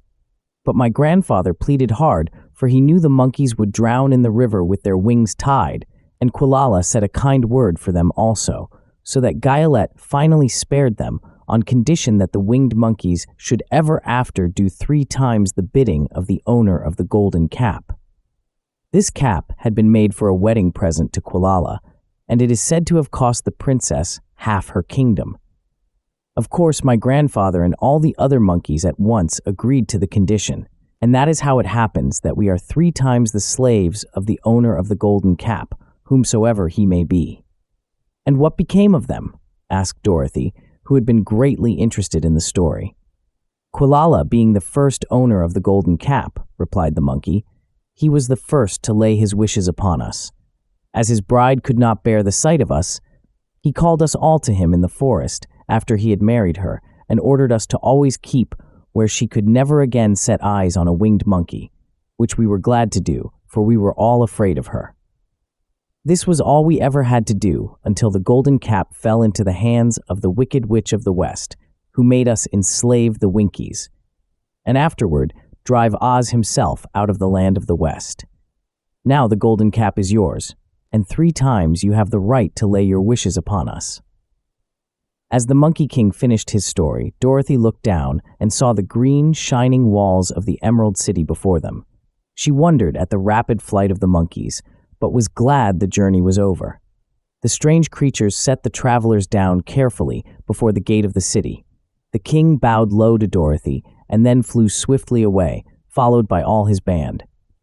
"That was a good ride," said the little girl. "Yes, and a quick way out of our troubles," replied the lion. "How lucky it was you brought away that wonderful cap." Chapter 15. The Discovery of Oz, the Terrible. The 4 travelers walked up to the great gate of the Emerald City and rang the bell. After ringing several times, it was opened by the same guardian of the gate they had met before. "What? Are you back again?" he asked, in surprise. "Do you not see us?" answered the Scarecrow. "But I thought you had gone to visit the Wicked Witch of the West." "We did visit her," said the Scarecrow. "And she let you go again?" asked the man, in wonder. "She could not help it, for she is melted," explained the Scarecrow. "Melted? Well, that is good news indeed," said the man. "Who melted her?" "It was Dorothy," said the lion gravely. "Good gracious," exclaimed the man, and he bowed very low indeed before her. Then he led them into his little room and locked the spectacles from the great box on all their eyes, just as he had done before. Afterward, they passed on through the gate into the Emerald City, and when the people heard from the guardian of the gate that they had melted the Wicked Witch of the West, they all gathered around the travelers and followed them in a great crowd to the Palace of Oz. The soldier with the green whiskers was still on guard before the door, but he let them in at once, and they were again met by the beautiful green girl, who showed each of them to their old rooms at once, so they might rest until the great Oz was ready to receive them. The soldier had the news carried straight to Oz that Dorothy and the other travelers had come back again after destroying the Wicked Witch, but Oz made no reply. They thought the great wizard would send for them at once, but he did not. They had no word from him the next day, nor the next, nor the next. The waiting was tiresome and wearing, and at last they grew vexed that Oz should treat them in so poor a fashion after sending them to undergo hardships and slavery. So the Scarecrow at last asked the green girl to take another message to Oz, saying if he did not let them in to see him at once, they would call the winged monkeys to help them and find out whether he kept his promises or not. When the wizard was given this message, he was so frightened that he sent word for them to come to the throne room at 4 minutes after 9 o'clock the next morning. He had once met the winged monkeys in the land of the West, and he did not wish to meet them again. The 4 travelers passed a sleepless night, each thinking of the gift Oz had promised to bestow upon him. Dorothy fell asleep only once, and then she dreamed she was in Kansas, where Aunt Em was telling her how glad she was to have her little girl at home again. Promptly at 9 o'clock the next morning, the green whiskered soldier came to them, and 4 minutes later they all went into the throne room of the great Oz. Of course, each one of them expected to see the wizard in the shape he had taken before, and all were greatly surprised when they looked about and saw no one at all in the room. They kept close to the door and closer to one another, for the stillness of the empty room was more dreadful than any of the forms they had seen Oz take before. Presently, they heard a voice, seeming to come from somewhere near the top of the room, and it said solemnly, "I am Oz, the great and terrible. Why do you seek me?" They looked again in every part of the room, and then, seeing no one, Dorothy asked, "Where are you?" "I am everywhere," answered the voice, "but to the eyes of common mortals I am invisible. I will now seat myself upon my throne, that you may converse with me." Indeed, the voice seemed just then to come straight from the throne itself, so they walked toward it and stood in a row while Dorothy said, "We have come to claim our promise, O Oz." "What promise?" asked Oz. "You promised to send me back to Kansas when the Wicked Witch was destroyed," said the girl. "And you promised to give me brains," said the Scarecrow. "And you promised to give me a heart," said the Tin Woodman. "And you promised to give me courage," said the Cowardly Lion. "Is the Wicked Witch really destroyed?" asked the voice, and Dorothy thought it trembled a little. "Yes," she answered. "I melted her with a bucket of water." "Dear me," said the voice. "How sudden! Well, come to me tomorrow, for I must have time to think it over." "You've had plenty of time already," said the Tin Woodman angrily. "We shan't wait a day longer," said the Scarecrow. "You must keep your promises to us," exclaimed Dorothy. The lion thought it might be as well to frighten the wizard, so he gave a large, loud roar, which was so fierce and dreadful that Toto jumped away from him in alarm and tipped over the screen that stood in a corner.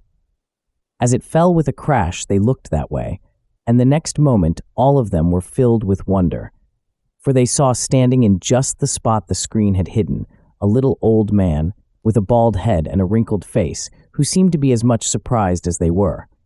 The Tin Woodman, raising his axe, rushed toward the little man and cried out, "Who are you?" "I am Oz, the great and terrible," said the little man in a trembling voice. "But don't strike me. Please don't, and I'll do anything you want me to." Our friends looked at him in surprise and dismay. "I thought Oz was a great head," said Dorothy. "And I thought Oz was a lovely lady," said the Scarecrow. "And I thought Oz was a terrible beast," said the Tin Woodman. "And I thought Oz was a ball of fire," exclaimed the lion. "No, you are all wrong," said the little man meekly. "I have been making believe."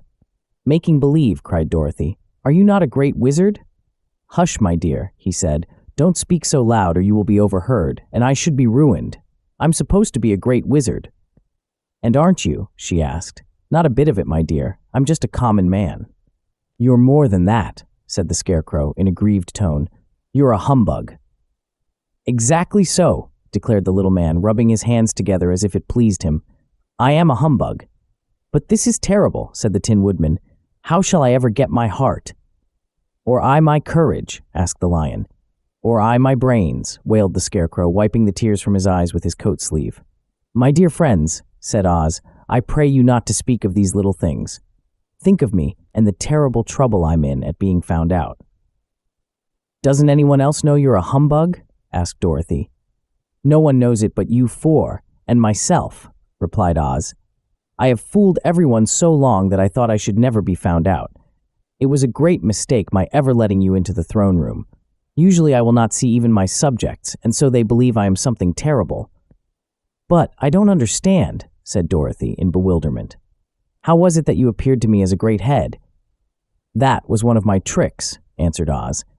"Step this way, please, and I will tell you all about it." He led the way to a small chamber in the rear of the throne room, and they all followed him. He pointed to one corner, in which lay the great head, made out of many thicknesses of paper and with a carefully painted face. "This I hung from the ceiling by a wire," said Oz. "I stood behind the screen and pulled a thread to make the eyes move and the mouth open." "But how about the voice?" she inquired. "Oh, I am a ventriloquist," said the little man, "and I can throw the sound of my voice wherever I wish, so that you thought it was coming out of the head. Here are the other things I used to deceive you." He showed the Scarecrow the dress and the mask he had worn when he seemed to be the lovely lady, and the Tin Woodman saw that his terrible beast was nothing but a lot of skins sewn together with slats to keep their sides out. As for the ball of fire, the false wizard had hung that also from the ceiling. It was really a ball of cotton, but when oil was poured upon it, the ball burned fiercely. "Really," said the Scarecrow, "you ought to be ashamed of yourself for being such a humbug." I certainly am," answered the little man sorrowfully, "but it was the only thing I could do. Sit down, please. There are plenty of chairs, and I will tell you my story." So they sat down and listened while he told the following tale. "I was born in Omaha." "Why, that isn't very far from Kansas," cried Dorothy. "No, but it's farther from here," he said, shaking his head at her, sadly. "When I grew up, I became a ventriloquist, and at that I was very well trained by a great master. I can imitate any kind of a bird or beast." Here he meowed so like a kitten that Toto pricked up his ears and looked everywhere to see where she was. "After a time," continued Oz, "I tired of that and became a balloonist." "What is that?" asked Dorothy. "A man who goes up in a balloon on circus day so as to draw a crowd of people together and get them to pay to see the circus," he explained. "Oh," she said, "I know. Well, one day I went up in a balloon and the ropes got twisted so that I couldn't come down again. It went way up above the clouds, so far that a current of air struck it and carried it many, many miles away. For a day and a night I traveled through the air, and on the morning of the second day I awoke and found the balloon floating over a strange and beautiful country. It came down gradually, and I was not hurt a bit, but I found myself in the midst of a strange people who, seeing me come from the clouds, thought I was a great wizard. Of course I let them think so, because they were afraid of me, and promised to do anything I wished them to. Just to amuse myself and keep the good people busy, I ordered them to build this city and my palace, and they did it all willingly and well. Then I thought, as the country was so green and beautiful, I would call it the Emerald City, and to make the name fit better, I put green spectacles on all the people, so that everything they saw was green." "But isn't everything here green?" asked Dorothy. "No more than in any other city," replied Oz. "But isn't everything here green?" asked Dorothy. "No more than in any other city," replied Oz. "But when you wear green spectacles, why, of course, everything you see looks green to you." "The Emerald City was built a great many years ago, for I was a young man when the balloon brought me here, and I am a very old man now. But my people have worn green glasses on their eyes so long that most of them think it really is an Emerald City, and it certainly is a beautiful place, abounding in jewels and precious metals, and every good thing that is needed to make one happy. I have been good to the people, and they like me, but ever since this palace was built, I have shut myself up and would not see any of them. One of my greatest fears was the witches. For while I had no magical powers at all, I soon found out that the witches were really able to do wonderful things. There were 4 of them in this country, and they ruled the people who live in the north and south and east and west. Fortunately, the witches of the north and south were good, and I knew they would do me no harm. But the witches of the east and west were terribly wicked, and had they not thought I was more powerful than they themselves, they would surely have destroyed me. As it was, I lived in deadly fear of them for many years. So you can imagine how pleased I was when I heard your house had fallen on the wicked witch of the East. When you came to me, I was willing to promise anything if you would only do away with the other witch. But now that you have melted her, I am ashamed to say that I cannot keep my promises." "I think you are a very bad man," said Dorothy. "Oh, no, my dear. I'm really a very good man, but I'm a very bad wizard, I must admit." "Can't you give me brains?" asked the Scarecrow. "You don't need them. You are learning something every day. A baby has brains, but it doesn't know much. Experience is the only thing that brings knowledge, and the longer you are on Earth, the more experience you are sure to get." "That may all be true," said the Scarecrow, "but I shall be very unhappy unless you give me brains." The false wizard looked at him carefully. "Well," he said with a sigh, "I'm not much of a magician, as I said, but if you will come to me tomorrow morning, I will stuff your head with brains. I can't tell you how to use them, however. You must find that out for yourself." "Oh, thank you, cried the Scarecrow. "I'll find a way to use them, never fear." "But how about my courage?" asked the Lion anxiously. "You have plenty of courage," answered Oz. "All you need is confidence in yourself. There is no living thing that is not afraid when it faces danger. True courage is in facing danger when you are afraid, and that kind of courage you have in plenty." "Perhaps I have, but I'm scared just the same," said the Lion. "I shall really be very unhappy unless you give me the sort of courage that makes one forget he is afraid." "Very well, I will give you that sort of courage tomorrow," replied Oz. "How about my heart?" asked the Tin Woodman. "Why, as for that," answered Oz, "I think you are wrong to want a heart. It makes most people unhappy. If you only knew it, you are in luck not to have a heart." "That must be a matter of opinion," said the Tin Woodman. "For my part, I will bear all the unhappiness without a murmur if you will give me the heart." "Very well," answered Oz meekly. "Come to me tomorrow and you shall have a heart. I have played wizard for so many years that I may as well continue the part a little longer." "And now," said Dorothy, "how am I to get back to Kansas?"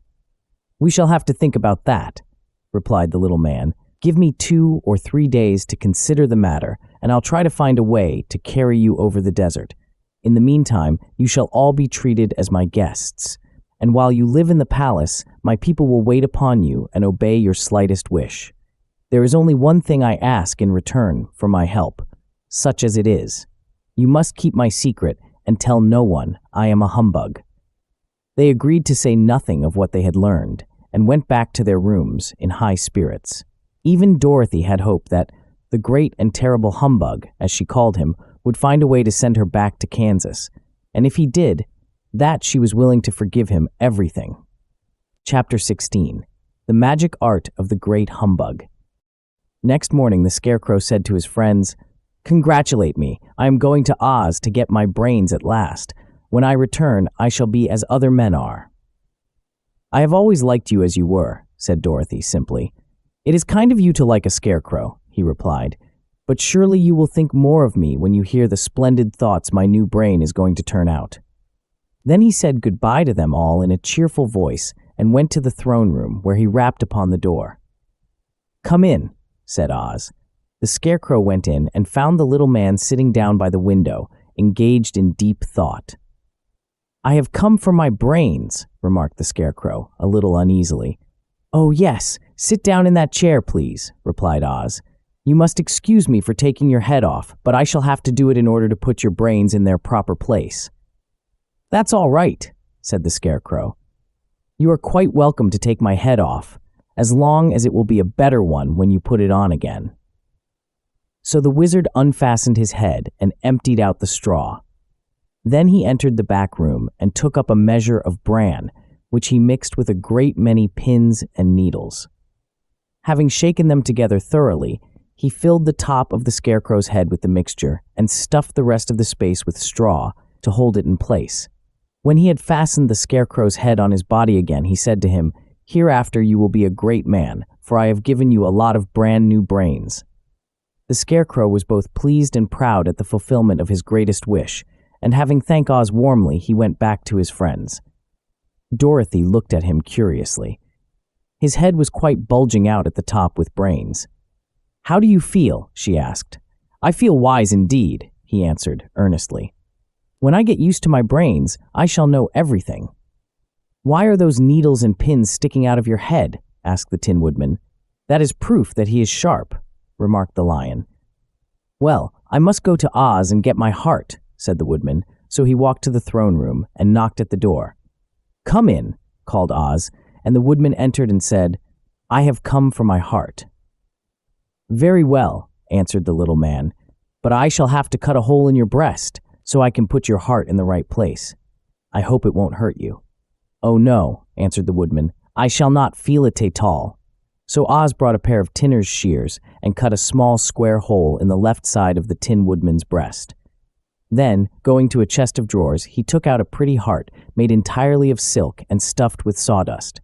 "Isn't it a beauty?" he asked. "It is indeed," replied the Woodman, who was greatly pleased. "But is it a kind heart?" "Oh, very," answered Oz. He put the heart in the Woodman's breast and then replaced the square of tin, soldering it neatly together where it had been cut. "There," said he. "Now you have a heart that any man might be proud of. I'm sorry I had to put a patch on your breast, but it really couldn't be helped." "Never mind the patch," exclaimed the happy Woodman. "I am very grateful to you and shall never forget your kindness." "Don't speak of it," replied Oz. Then the Tin Woodman went back to his friends, who wished him every joy on account of his good fortune. The Lion now walked to the throne room and knocked at the door. "Come in," said Oz. "I have come for my courage," announced the Lion, entering the room. "Very well," answered the little man. "I will get it for you." He went to a cupboard and, reaching up to a high shelf, took down a square green bottle, the contents of which he poured into a green gold dish, beautifully carved. Placing this before the cowardly Lion, who sniffed at it as if he did not like it, the wizard said, "Drink." "What is it?" asked the Lion. "Well," answered Oz, "if it were inside of you, it would be courage. You know, of course, that courage is always inside one, so that this really cannot be called courage until you have swallowed it. Therefore, I advise you to drink it as soon as possible." The Lion hesitated no longer, but drank till the dish was empty. "How do you feel now?" asked Oz. "Full of courage," replied the Lion, who went joyfully back to his friends to tell them of his good fortune. Oz, left to himself, smiled to think of his success in giving the Scarecrow and the Tin Woodman and the Lion exactly what they thought they wanted. "How can I help being a humbug," he said, "when all these people make me do things that everybody knows can't be done?" It was easy to make the Scarecrow and the Lion and the Woodman happy because they imagined I could do anything. But it will take more than imagination to carry Dorothy back to Kansas, and I'm sure I don't know how it can be done. Chapter 17. How the Balloon Was Launched. For 3 days, Dorothy heard nothing from Oz. These were sad days for the little girl, although her friends were all quite happy and contented. The Scarecrow told them there were wonderful thoughts in his head, but he would not say what they were because he knew no one could understand them but himself. When the Tin Woodman walked about, he felt his heart rattling around in his breast, and he told Dorothy he had discovered it to be a kinder and more tender heart than the one he had owned when he was made of flesh. The Lion declared he was afraid of nothing on earth, and would gladly face an army of men or a dozen of the fierce Kalidas. Thus each of the little party was satisfied except Dorothy, who longed more than ever to get back to Kansas. On the 4th day, to her great joy, Oz sent for her, and when she entered the throne room, he said, pleasantly, "Sit down, my dear. I think I have found the way to get you out of this country." "And back to Kansas?" she asked, eagerly. "Well, I'm not sure about Kansas," said Oz, "for I haven't the faintest notion which way it lies. But the first thing to do is to cross the desert, and then it should be easy to find your way home." "How can I cross the desert?" she inquired. Well, I'll tell you what I think, said the little man. You see, when I came to this country, it was in a balloon. You also came through the air, being carried by a cyclone. So I believe the best way to get across the desert will be through the air. Now, it is quite beyond my powers to make a cyclone, but I've been thinking the matter over, and I believe I can make a balloon. How? Asked Dorothy. A balloon, said Oz, is made of silk which is coated with glue to keep the gas in it. I have plenty of silk in the palace, so it will be no trouble for us to make the balloon. But in all this country there is no gas to fill the balloon with, to make it float. If it won't float, remarked Dorothy, it will be of no use to us. True, answered Oz, but there is another way to make it float, which is to fill it with hot air. Hot air isn't as good as gas, for if the air should get cold, the balloon would come down in the desert and we should be lost. Well, exclaimed the girl, are you going with me? Yes, of course, replied Oz. I am tired of being such a humbug. If I should go out of this palace, my people would soon discover I am not a wizard, and then they would be vexed with me for having deceived them. So I have to stay shut up in these rooms all day, and it gets tiresome. I'd much rather go back to Kansas with you and be in a circus again. I shall be glad to have your company, said Dorothy. Thank you, he answered. Now, if you will help me sew the silk together, we will begin to work on our balloon. So Dorothy took a needle and thread, and as fast as Oz cut the strips of silk into proper shape, the girl sewed them neatly together. First, there was a strip of light green silk, then a strip of dark green, and then a strip of emerald green, for Oz had a fancy to make the balloon in different shades color about them. It took 3 days to sew all the strips together, but when it was finished, they had a big bag of green silk more than 20 feet long. Then Oz painted it on the inside with a coat of thin glue to make it airtight, after which he announced that the balloon was ready. But we must have a basket to ride in, he said. So he sent the soldier with the green whiskers for a big clothes basket, which he fastened with many ropes to the bottom of the balloon. When it was all ready, Oz sent word to his people that he was going to make a visit to a great brother wizard who lived in the clouds. The news spread rapidly throughout the city, and everyone came to see the wonderful sight. Oz ordered the balloon carried out in front of the palace, and the people gazed upon it with much curiosity.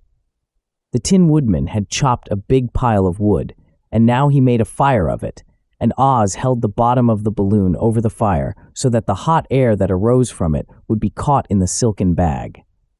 Gradually, the balloon swelled out and rose into the air, until finally the basket just touched the ground. Then Oz got into the basket and said to all the people in a loud voice, I am now going away to make a visit. While I am gone, the Scarecrow will rule over you. I command you to obey him as you would me. The balloon was by this time tugging hard at the rope that held it to the ground, for the air within it was hot, and that made it so much lighter in weight than the air without that it pulled hard to rise into the sky. Come, Dorothy, cried the wizard. Hurry up, or the balloon will fly away. I can't find Toto anywhere, replied Dorothy, who did not wish to leave her little dog behind. Toto had run into the crowd to bark at a kitten, and Dorothy at last found him. She picked him up and ran toward the balloon. She was within a few steps of it, and Oz was holding out his hands to help her into the basket, when, crack, went the ropes, and the balloon rose into the air without her. Come back! She screamed, I want to go too. I can't come back, my dear, called Oz from the basket. Goodbye, goodbye, shouted everyone, and all eyes were turned upward to where the wizard was riding in the basket, rising every moment farther and farther into the sky. And that was the last any of them ever saw of Oz, the wonderful wizard, though he may have reached Omaha safely and be there now for all we know. But the people remembered him lovingly and said to one another, Oz was always our friend. When he was here, he built for us this beautiful Emerald City, and now he is gone. He has left the wise Scarecrow to rule over us. Still, for many days they grieved over the loss of the wonderful wizard and would not be comforted. Chapter 18. Away to the South. Dorothy wept bitterly at the passing of her hope to get home to Kansas again, but when she thought it all over, she was glad she had not gone up in a balloon. And she also felt sorry at losing Oz, and so did her companions.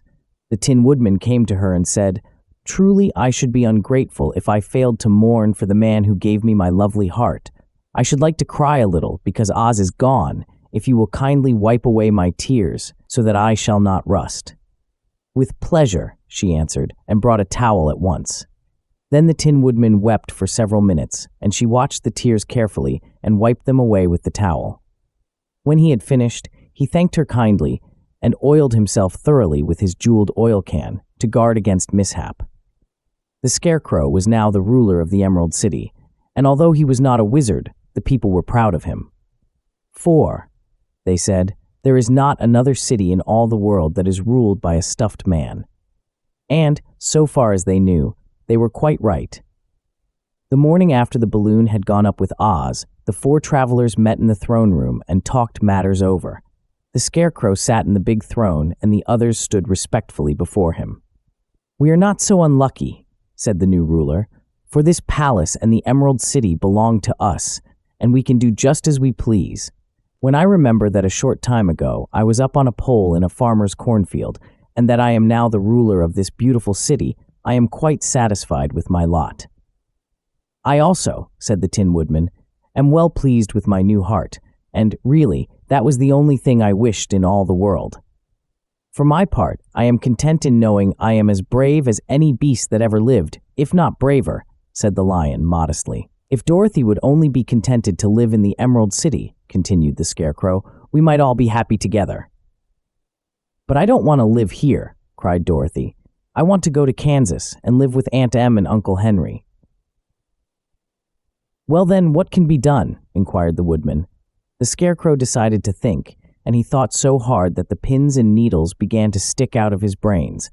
Finally he said, "Why not call the winged monkeys and ask them to carry you over the desert?" "I never thought of that," said Dorothy joyfully. "It's just the thing. I'll go at once for the golden cap." When she brought it into the throne room, she spoke the magic words, and soon the band of winged monkeys flew in through an open window and stood beside her. "This is the second time you have called us," said the Monkey King, bowing before the little girl. "What do you wish?" "I want you to fly with me to Kansas," said Dorothy. But the Monkey King shook his head. "That cannot be done," he said. "We belong to this country alone and cannot leave it. There has never been a winged monkey in Kansas yet, and I suppose there never will be, for they don't belong there. We shall be glad to serve you in any way in our power, but we cannot cross the desert. Goodbye." And with another bow, the Monkey King spread his wings and flew away through the window, followed by all his band. Dorothy was almost ready to cry with disappointment. "I have wasted the charm of the golden cap to no purpose," she said, "for the winged monkeys cannot help me." "It is certainly too bad," said the tender-hearted Woodman. The Scarecrow was thinking again, and his head bulged out so horribly that Dorothy feared it would burst. "Let us call in the soldier with the green whiskers," he said, "and ask his advice." So the soldier was summoned and entered the throne room timidly, for while Oz was alive, he never was allowed to come further than the door. "This little girl," said the Scarecrow to the soldier, "wishes to cross the desert. How can she do so?" "I cannot tell," answered the soldier, "for nobody has ever crossed the desert unless it is Oz himself." "Is there no one who can help me?" asked Dorothy earnestly. "Glinda might," he suggested. "Who is Glinda?" inquired the Scarecrow. "The Witch of the South. She is the most powerful of all the witches and rules over the Quadlings. Besides, her castle stands on the edge of the desert, so she may know a way to cross it." "Glinda is a good witch, isn't she?" asked the child. "The Quadlings think she is good," said the soldier, "and she is kind to everyone. I have heard that Glinda is a beautiful woman who knows how to keep young in spite of the many years she has lived." "How can I get to her castle?" asked Dorothy. "The road is straight to the south," he answered, "but it is said to be full of dangers to travelers. There are wild beasts in the woods and a race of queer men who do not like strangers to cross their country. For this reason, none of the Quadlings ever come to the Emerald City." The soldier then left them, and the Scarecrow said, "It seems, in spite of dangers, that the best thing Dorothy can do is to travel to the land of the South and ask Glinda to help her. For, Of course, if Dorothy stays here, she will never get back to Kansas." "You must have been thinking again," remarked the Tin Woodman. "I have," said the Scarecrow. "I shall go with Dorothy," declared the Lion, "for I am tired of your city and long for the woods and the country again. I am really a wild beast, you know. Besides, Dorothy will need someone to protect her." "That is true," agreed the Woodman. "My axe may be of service to her, so I also will go with her to the land of the South." "When shall we start?" asked the Scarecrow. "Are you going?" they asked in surprise. "Certainly. If it wasn't for Dorothy, I should never have had brains. She lifted me from the pole in the cornfield and brought me to the Emerald City. So my good luck is all due to her, and I shall never leave her until she starts back to Kansas for good and all." "Thank you," said Dorothy gratefully. "You are all very kind to me, but I should like to start as soon as possible." "We shall go tomorrow morning," returned the Scarecrow. "So now let us all get ready, for it will be a long journey." Chapter 19. Attacked by the Fighting Trees. Next morning, Dorothy kissed the pretty green girl goodbye, and they all shook hands with the soldier with the green whiskers, who had walked with them as far as the gate. When the guardian of the gate saw them leave the beautiful city to get into new trouble, he could at once unlock their spectacles, which he put back into the green box, and gave them many good wishes to carry with them. "You are now our ruler," he said to the Scarecrow, "so you must come back to us as soon as possible." "I certainly shall if I am able," the Scarecrow replied, "but I must help Dorothy to get home first." As Dorothy bade the good-natured guardian a last farewell, she said, "I have been very kindly treated in your lovely city, and everyone has been good to me. I cannot tell you how grateful I am." "Don't try, my dear," he answered. "We should like to keep you with us, but if it is your wish to return to Kansas, I hope you will find a way." He then opened the gate of the outer wall, and they walked forth and started upon their journey. The sun shone brightly as our friends turned their faces toward the land of the South. They were all in the best of spirits and laughed and chatted together. Dorothy was once more filled with the hope of getting home, and the Scarecrow and the Tin Woodman were glad to be of use to her. As for the Lion, he sniffed the fresh air with delight and whisked his tail from side to side in pure joy at being in the country again, while Toto ran around them and chased the moths and butterflies, barking merrily all the time. "City life does not agree with me at all," remarked the Lion as they walked along at a brisk pace. "I have lost much flesh since I lived there, and now I am anxious for a chance to show the other beasts how courageous I have grown." They now turned and took a last look at the Emerald City. All they could see was a mass of towers and steeples behind the green walls, and high up above everything the spires and dome of the Palace of Oz. "Oz was not such a bad wizard after all," said the Tin Woodman as he felt his heart rattling around in his breast. "He knew how to give me brains, and very good brains, too," said the Scarecrow. "If Oz had taken a dose of the same courage he gave me," added the Lion, "he would have been a brave man." Dorothy said nothing. Oz had not kept the promise he made her, but he had done his best, so she forgave him. As he said, he was a good man, even if he was a bad wizard. The first day's journey was through the green fields and bright flowers that stretched about the Emerald City on every side. They slept that night on the grass, with nothing but the stars over them, and they rested very well indeed. In the morning, they traveled on until they came to a thick wood. There was no way of going around it, for it seemed to extend to the right and left as far as they could see, and besides, they did not dare change the direction of their journey for fear of getting lost. So they looked for the place where it would be easiest to get into the forest. The Scarecrow, who was in the lead, finally discovered a big tree with such wide spreading branches that there was room for the party to pass underneath. So he walked forward to the tree, but just as he came under the first branches, they bent down and twined around him, and the next minute he was raised from the ground and flung headlong among his fellow travelers. This did not hurt the Scarecrow, but it surprised him, and he looked rather dizzy when Dorothy picked him up. "Here is another space between the trees," called the Lion. "Let me try it first," said the Scarecrow, "for it doesn't hurt me to get thrown about." He walked up to another tree as he spoke, but its branches immediately seized him and tossed him back again. "This is strange," exclaimed Dorothy. "What shall we do?" "The trees seem to have made up their minds to fight us and stop our journey," remarked the lion. "I believe I will try it myself," said the woodman, and shouldering his axe, he marched up to the first tree that had handled the Scarecrow so roughly. When a big branch bent down to seize him, the woodman chopped it so fiercely that he cut it in two.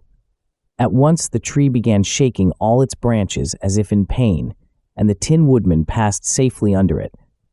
"Come on," he shouted to the others. "Be quick." They all ran forward and passed under the tree without injury, except Toto, who was caught by a small branch and shaken until he howled. But the woodman promptly chopped off the branch and set the little dog free. The other trees of the forest did nothing to keep them back, so they made up their minds that only the first row of trees could bend down their branches, and that probably these were the policemen of the forest, and given this wonderful power in order to keep strangers out of it. The four travelers walked with ease through the trees until they came to the further edge of the wood. Then, to their surprise, they found before them a high wall, which seemed to be made of white china. It was smooth, like the surface of a dish, and higher than their heads. "What shall we do now?" asked Dorothy. "I will make a ladder," said the Tin Woodman, "for we certainly must climb over the wall." Chapter 20. The Dainty China Country. While the Tin Woodman was making a ladder from wood, which he found in the forest, Dorothy lay down and slept, for she was tired by the long walk. The lion also curled himself up to sleep, and Toto lay beside him. The Scarecrow watched the woodman while he worked, and said to him, "I cannot think why this wall is here, nor what it is made of." "Rest your brains and do not worry about the wall," replied the woodman. "When we have climbed over it, we shall know what is on the other side." After a time, the ladder was finished.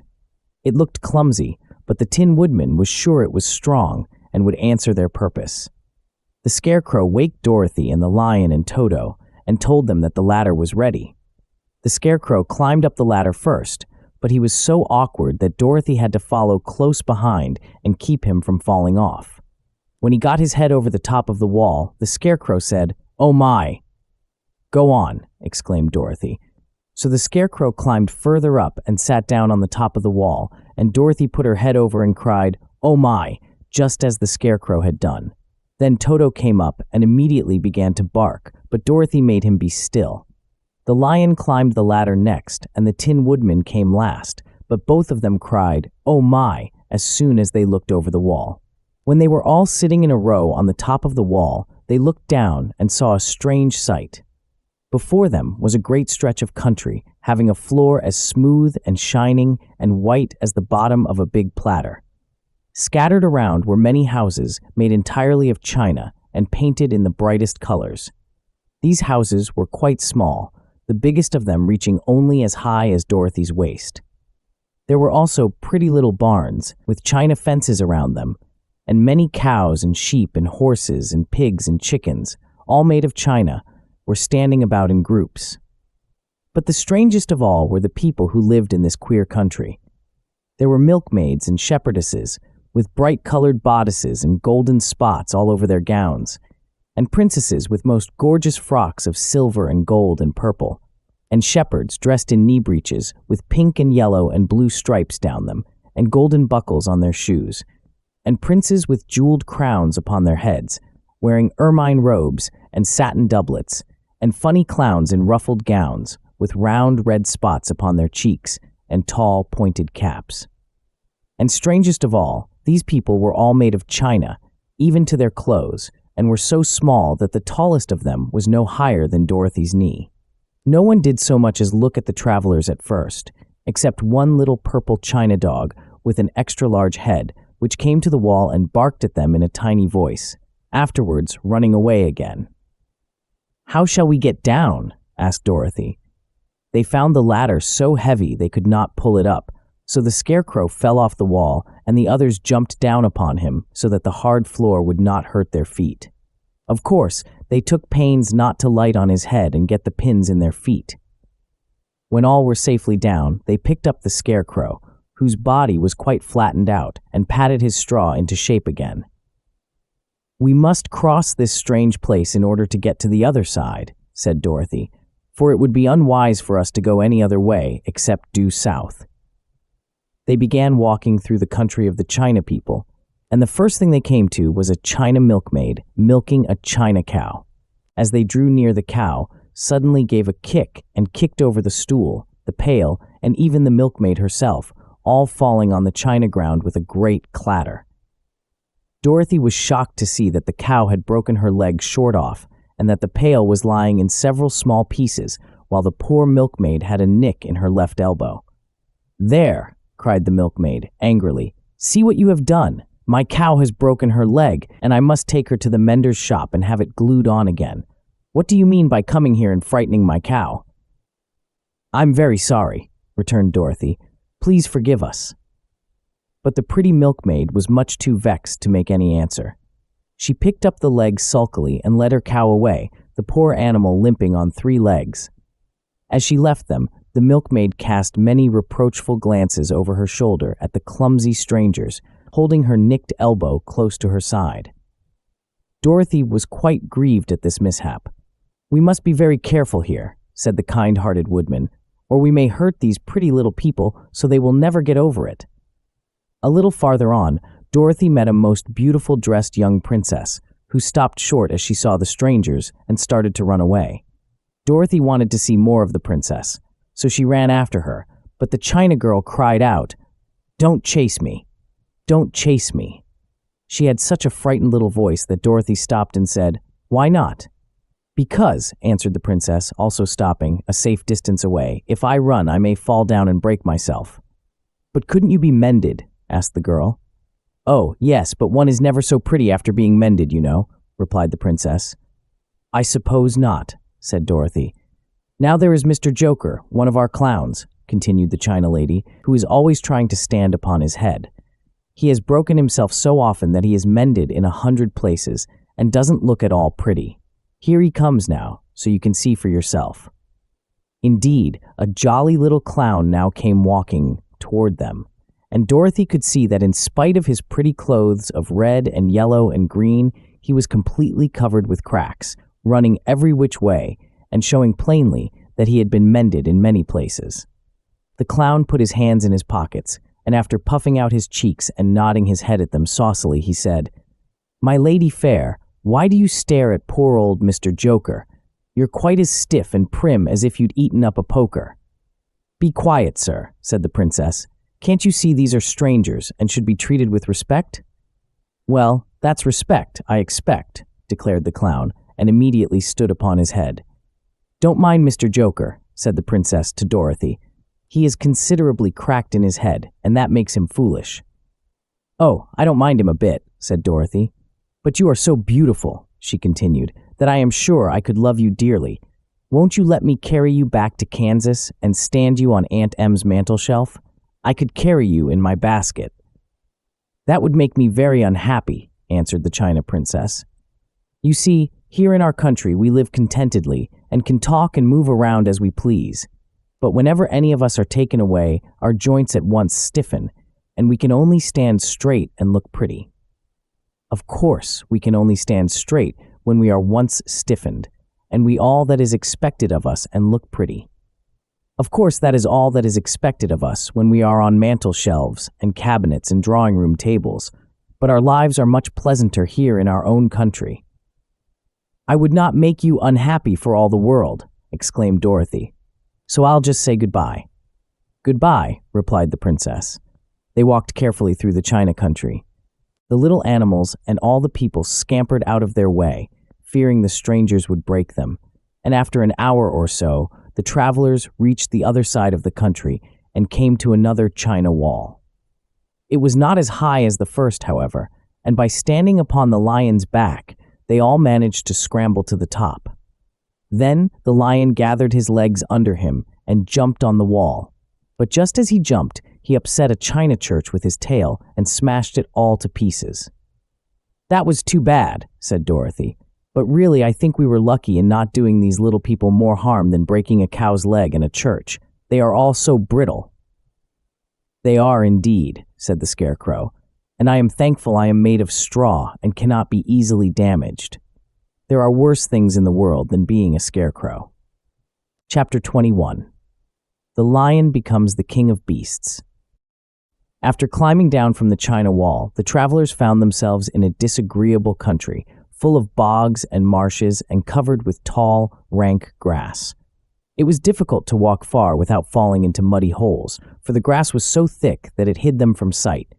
However, by carefully picking their way, they got safely along until they reached solid ground.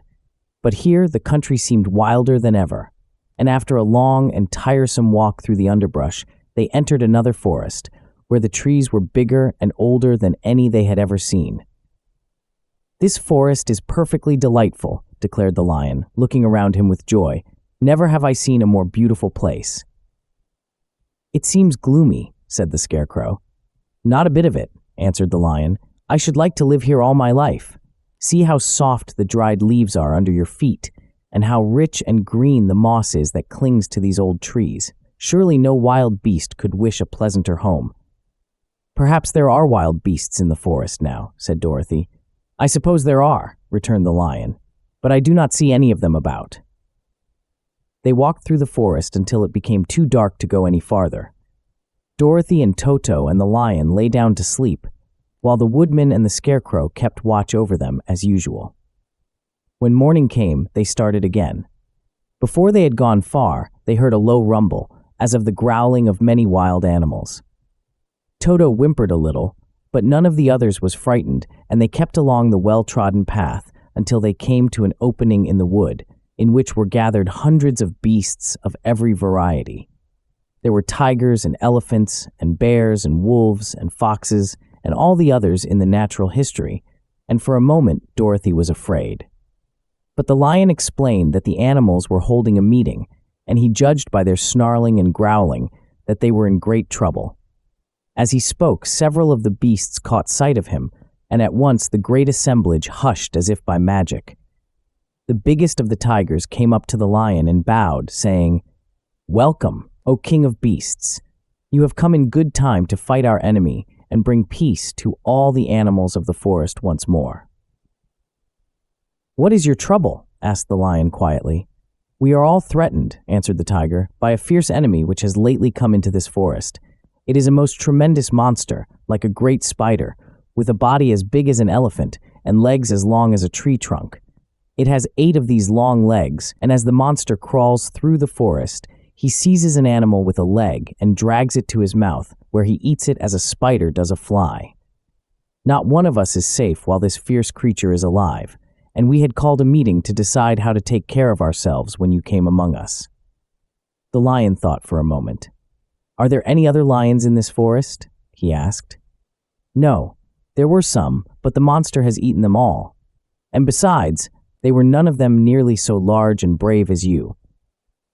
If I put an end to your enemy, will you bow down to me and obey me as king of the forest?" inquired the lion.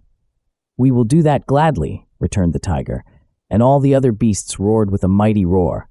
"We will." "Where is this great spider of yours now?" asked the lion.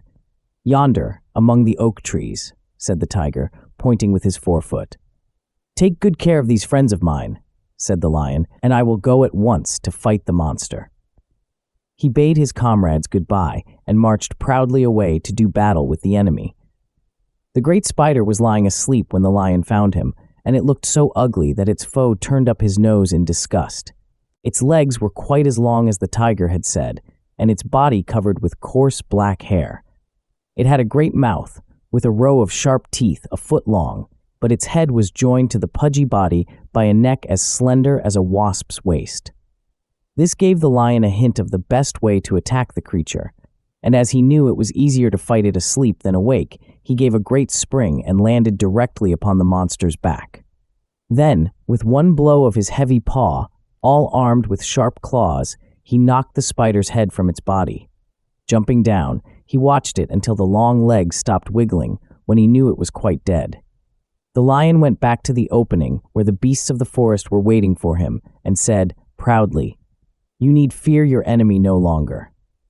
Then the beasts bowed down to the lion as their king, and he promised to come back and rule over them as soon as Dorothy was safely on her way to Kansas. Chapter 22. The Country of the Quadlings. The four travelers passed through the rest of the forest in safety, and when they came out from its gloom, saw before them a steep hill, covered from top to bottom with great pieces of rock. "That will be a hard climb," said the Scarecrow, "but we must get over the hill nevertheless." So he led the way, and the others followed. They had nearly reached the first rock when they heard a rough voice cry out, "Keep back!" "Who are you?" asked the Scarecrow. Then a head showed itself over the rock, "and we don't allow anyone to cross it." "This hill belongs to us," said the Scarecrow. "We're going to the country of the Quadlings." "But you shall not," replied the voice, and there stepped from behind the rock the strangest man the travelers had ever seen. He was quite short and stout and had a big head, which was flat at the top and supported by a thick neck full of wrinkles. But he had no arms at all, and seeing this, the Scarecrow did not fear that so helpless a creature could prevent them from climbing the hill. So he said, "I'm sorry not to do as you wish, but we must pass over your hill whether you like it or not," and he walked boldly forward. As quick as lightning, the man's head shot forward, and its neck stretched out until the top of the head, where it was flat, struck the Scarecrow in the middle and sent him tumbling, over and over, down the hill. Almost as quickly as it came, the head went back to the body, and the man laughed harshly as he said, "It isn't as easy as you think." A chorus of boisterous laughter came from the other rocks, and Dorothy saw hundreds of the armless hammerheads upon the hillside, one behind every rock. The lion became quite angry at the laughter caused by the Scarecrow's mishap, and giving a loud roar that echoed like thunder, he dashed up the hill. Again a head shot swiftly out, and the great lion went rolling down the hill as if he had been struck by a cannonball. Dorothy ran down and helped the Scarecrow to his feet, and the lion came up to her, feeling rather bruised and sore, and said, "It is useless to fight people with shooting heads. No one can withstand them." "What can we do then?" she asked. "Call the winged monkeys," suggested the Tin Woodman. "You have still the right to command them once more." "Very well," she answered, and putting on the golden cap, she uttered the magic words. The monkeys were as prompt as ever, and in a few moments the entire band stood before her. "What are your commands?" inquired the king of the monkeys, bowing low. "Carry us over the hill to the country of the Quadlings," answered the girl. "It shall be done," said the king, and at once the winged monkeys caught the four travelers and Toto up in their arms and flew away with them. As they passed over the hill, the hammerheads yelled with vexation and shot their heads high in the air. But they could not reach the winged monkeys, which carried Dorothy and her comrades safely over the hill and set them down in the beautiful country of the Quadlings. "This is the last time you can summon us," said the leader to Dorothy. "So goodbye and good luck to you." "Goodbye and thank you very much," returned the girl. And the monkeys rose into the air and were out of sight in a twinkling. The country of the Quadlings seemed rich and happy. There was field upon field of ripening grain, with well-paved roads running between, and pretty rippling brooks with strong bridges across them. The fences and houses and bridges were all painted bright red, just as they had been painted yellow in the country of the Winkies and blue in the country of the Munchkins. The Quadlings themselves, who were short and fat and looked chubby and good-natured, were dressed all in red, which showed bright against the green grass and the yellowing grain. The monkeys had set them down near a farmhouse, and the four travelers walked up to it and knocked at the door. It was opened by the farmer's wife, and when Dorothy asked for something to eat, the woman gave them all a good dinner, with 3 kinds of cake and 4 kinds of cookies, and a bowl of milk for Toto. "How far is it to the castle of Glinda?" asked the child. "It is not a great way," answered the farmer's wife. "Take the road to the south, and you will soon reach it." Thanking the good woman, they started afresh and walked by the fields and across the pretty bridges until they saw before them a very beautiful castle. Before the gates were 3 young girls, dressed in handsome red uniforms trimmed with gold braid, and as Dorothy approached, one of them said to her, "Why have you come to the South Country?" "To see the good witch who rules here," she answered. Will you take me to her? Let me have your name, and I will ask Glinda if she will receive you." They told who they were, and the girl soldier went into the castle. After a few moments, she came back to say that Dorothy and the others were to be admitted at once. Chapter 23.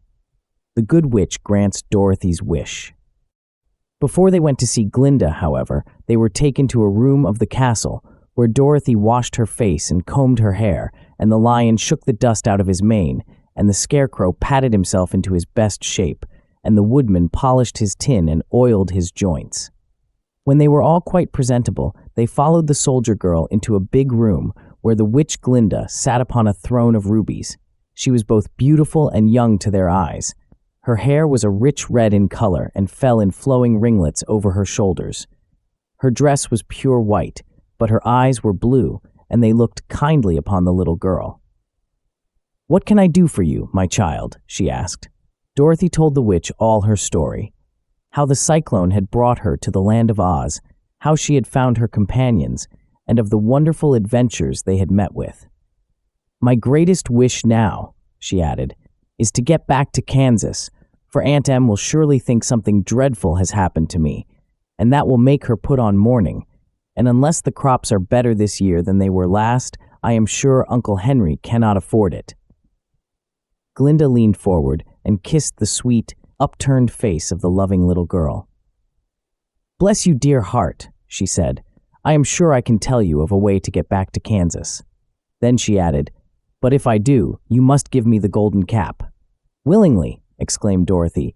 "Indeed, it is of no use to me now, and when you have it, you can command the winged monkeys 3 times. "And I think I shall need their service just those 3 times, answered Glinda, smiling. Dorothy then gave her the golden cap, and the witch said to the Scarecrow, "What will you do when Dorothy has left us?" "I will return to the Emerald City," he replied, "for Oz has made me its ruler, and the people like me. The only thing that worries me is how to cross the hill of the Hammerheads. By means of the golden cap, I shall command the winged monkeys to carry you to the gates of the Emerald City," said Glinda, "for it would be a shame to deprive the people of so wonderful a ruler." "Am I really wonderful?" asked the Scarecrow. "You are unusual," replied Glinda. Turning to the Tin Woodman, she asked, "What will become of you when Dorothy leaves this country?" He leaned on his axe and thought a moment.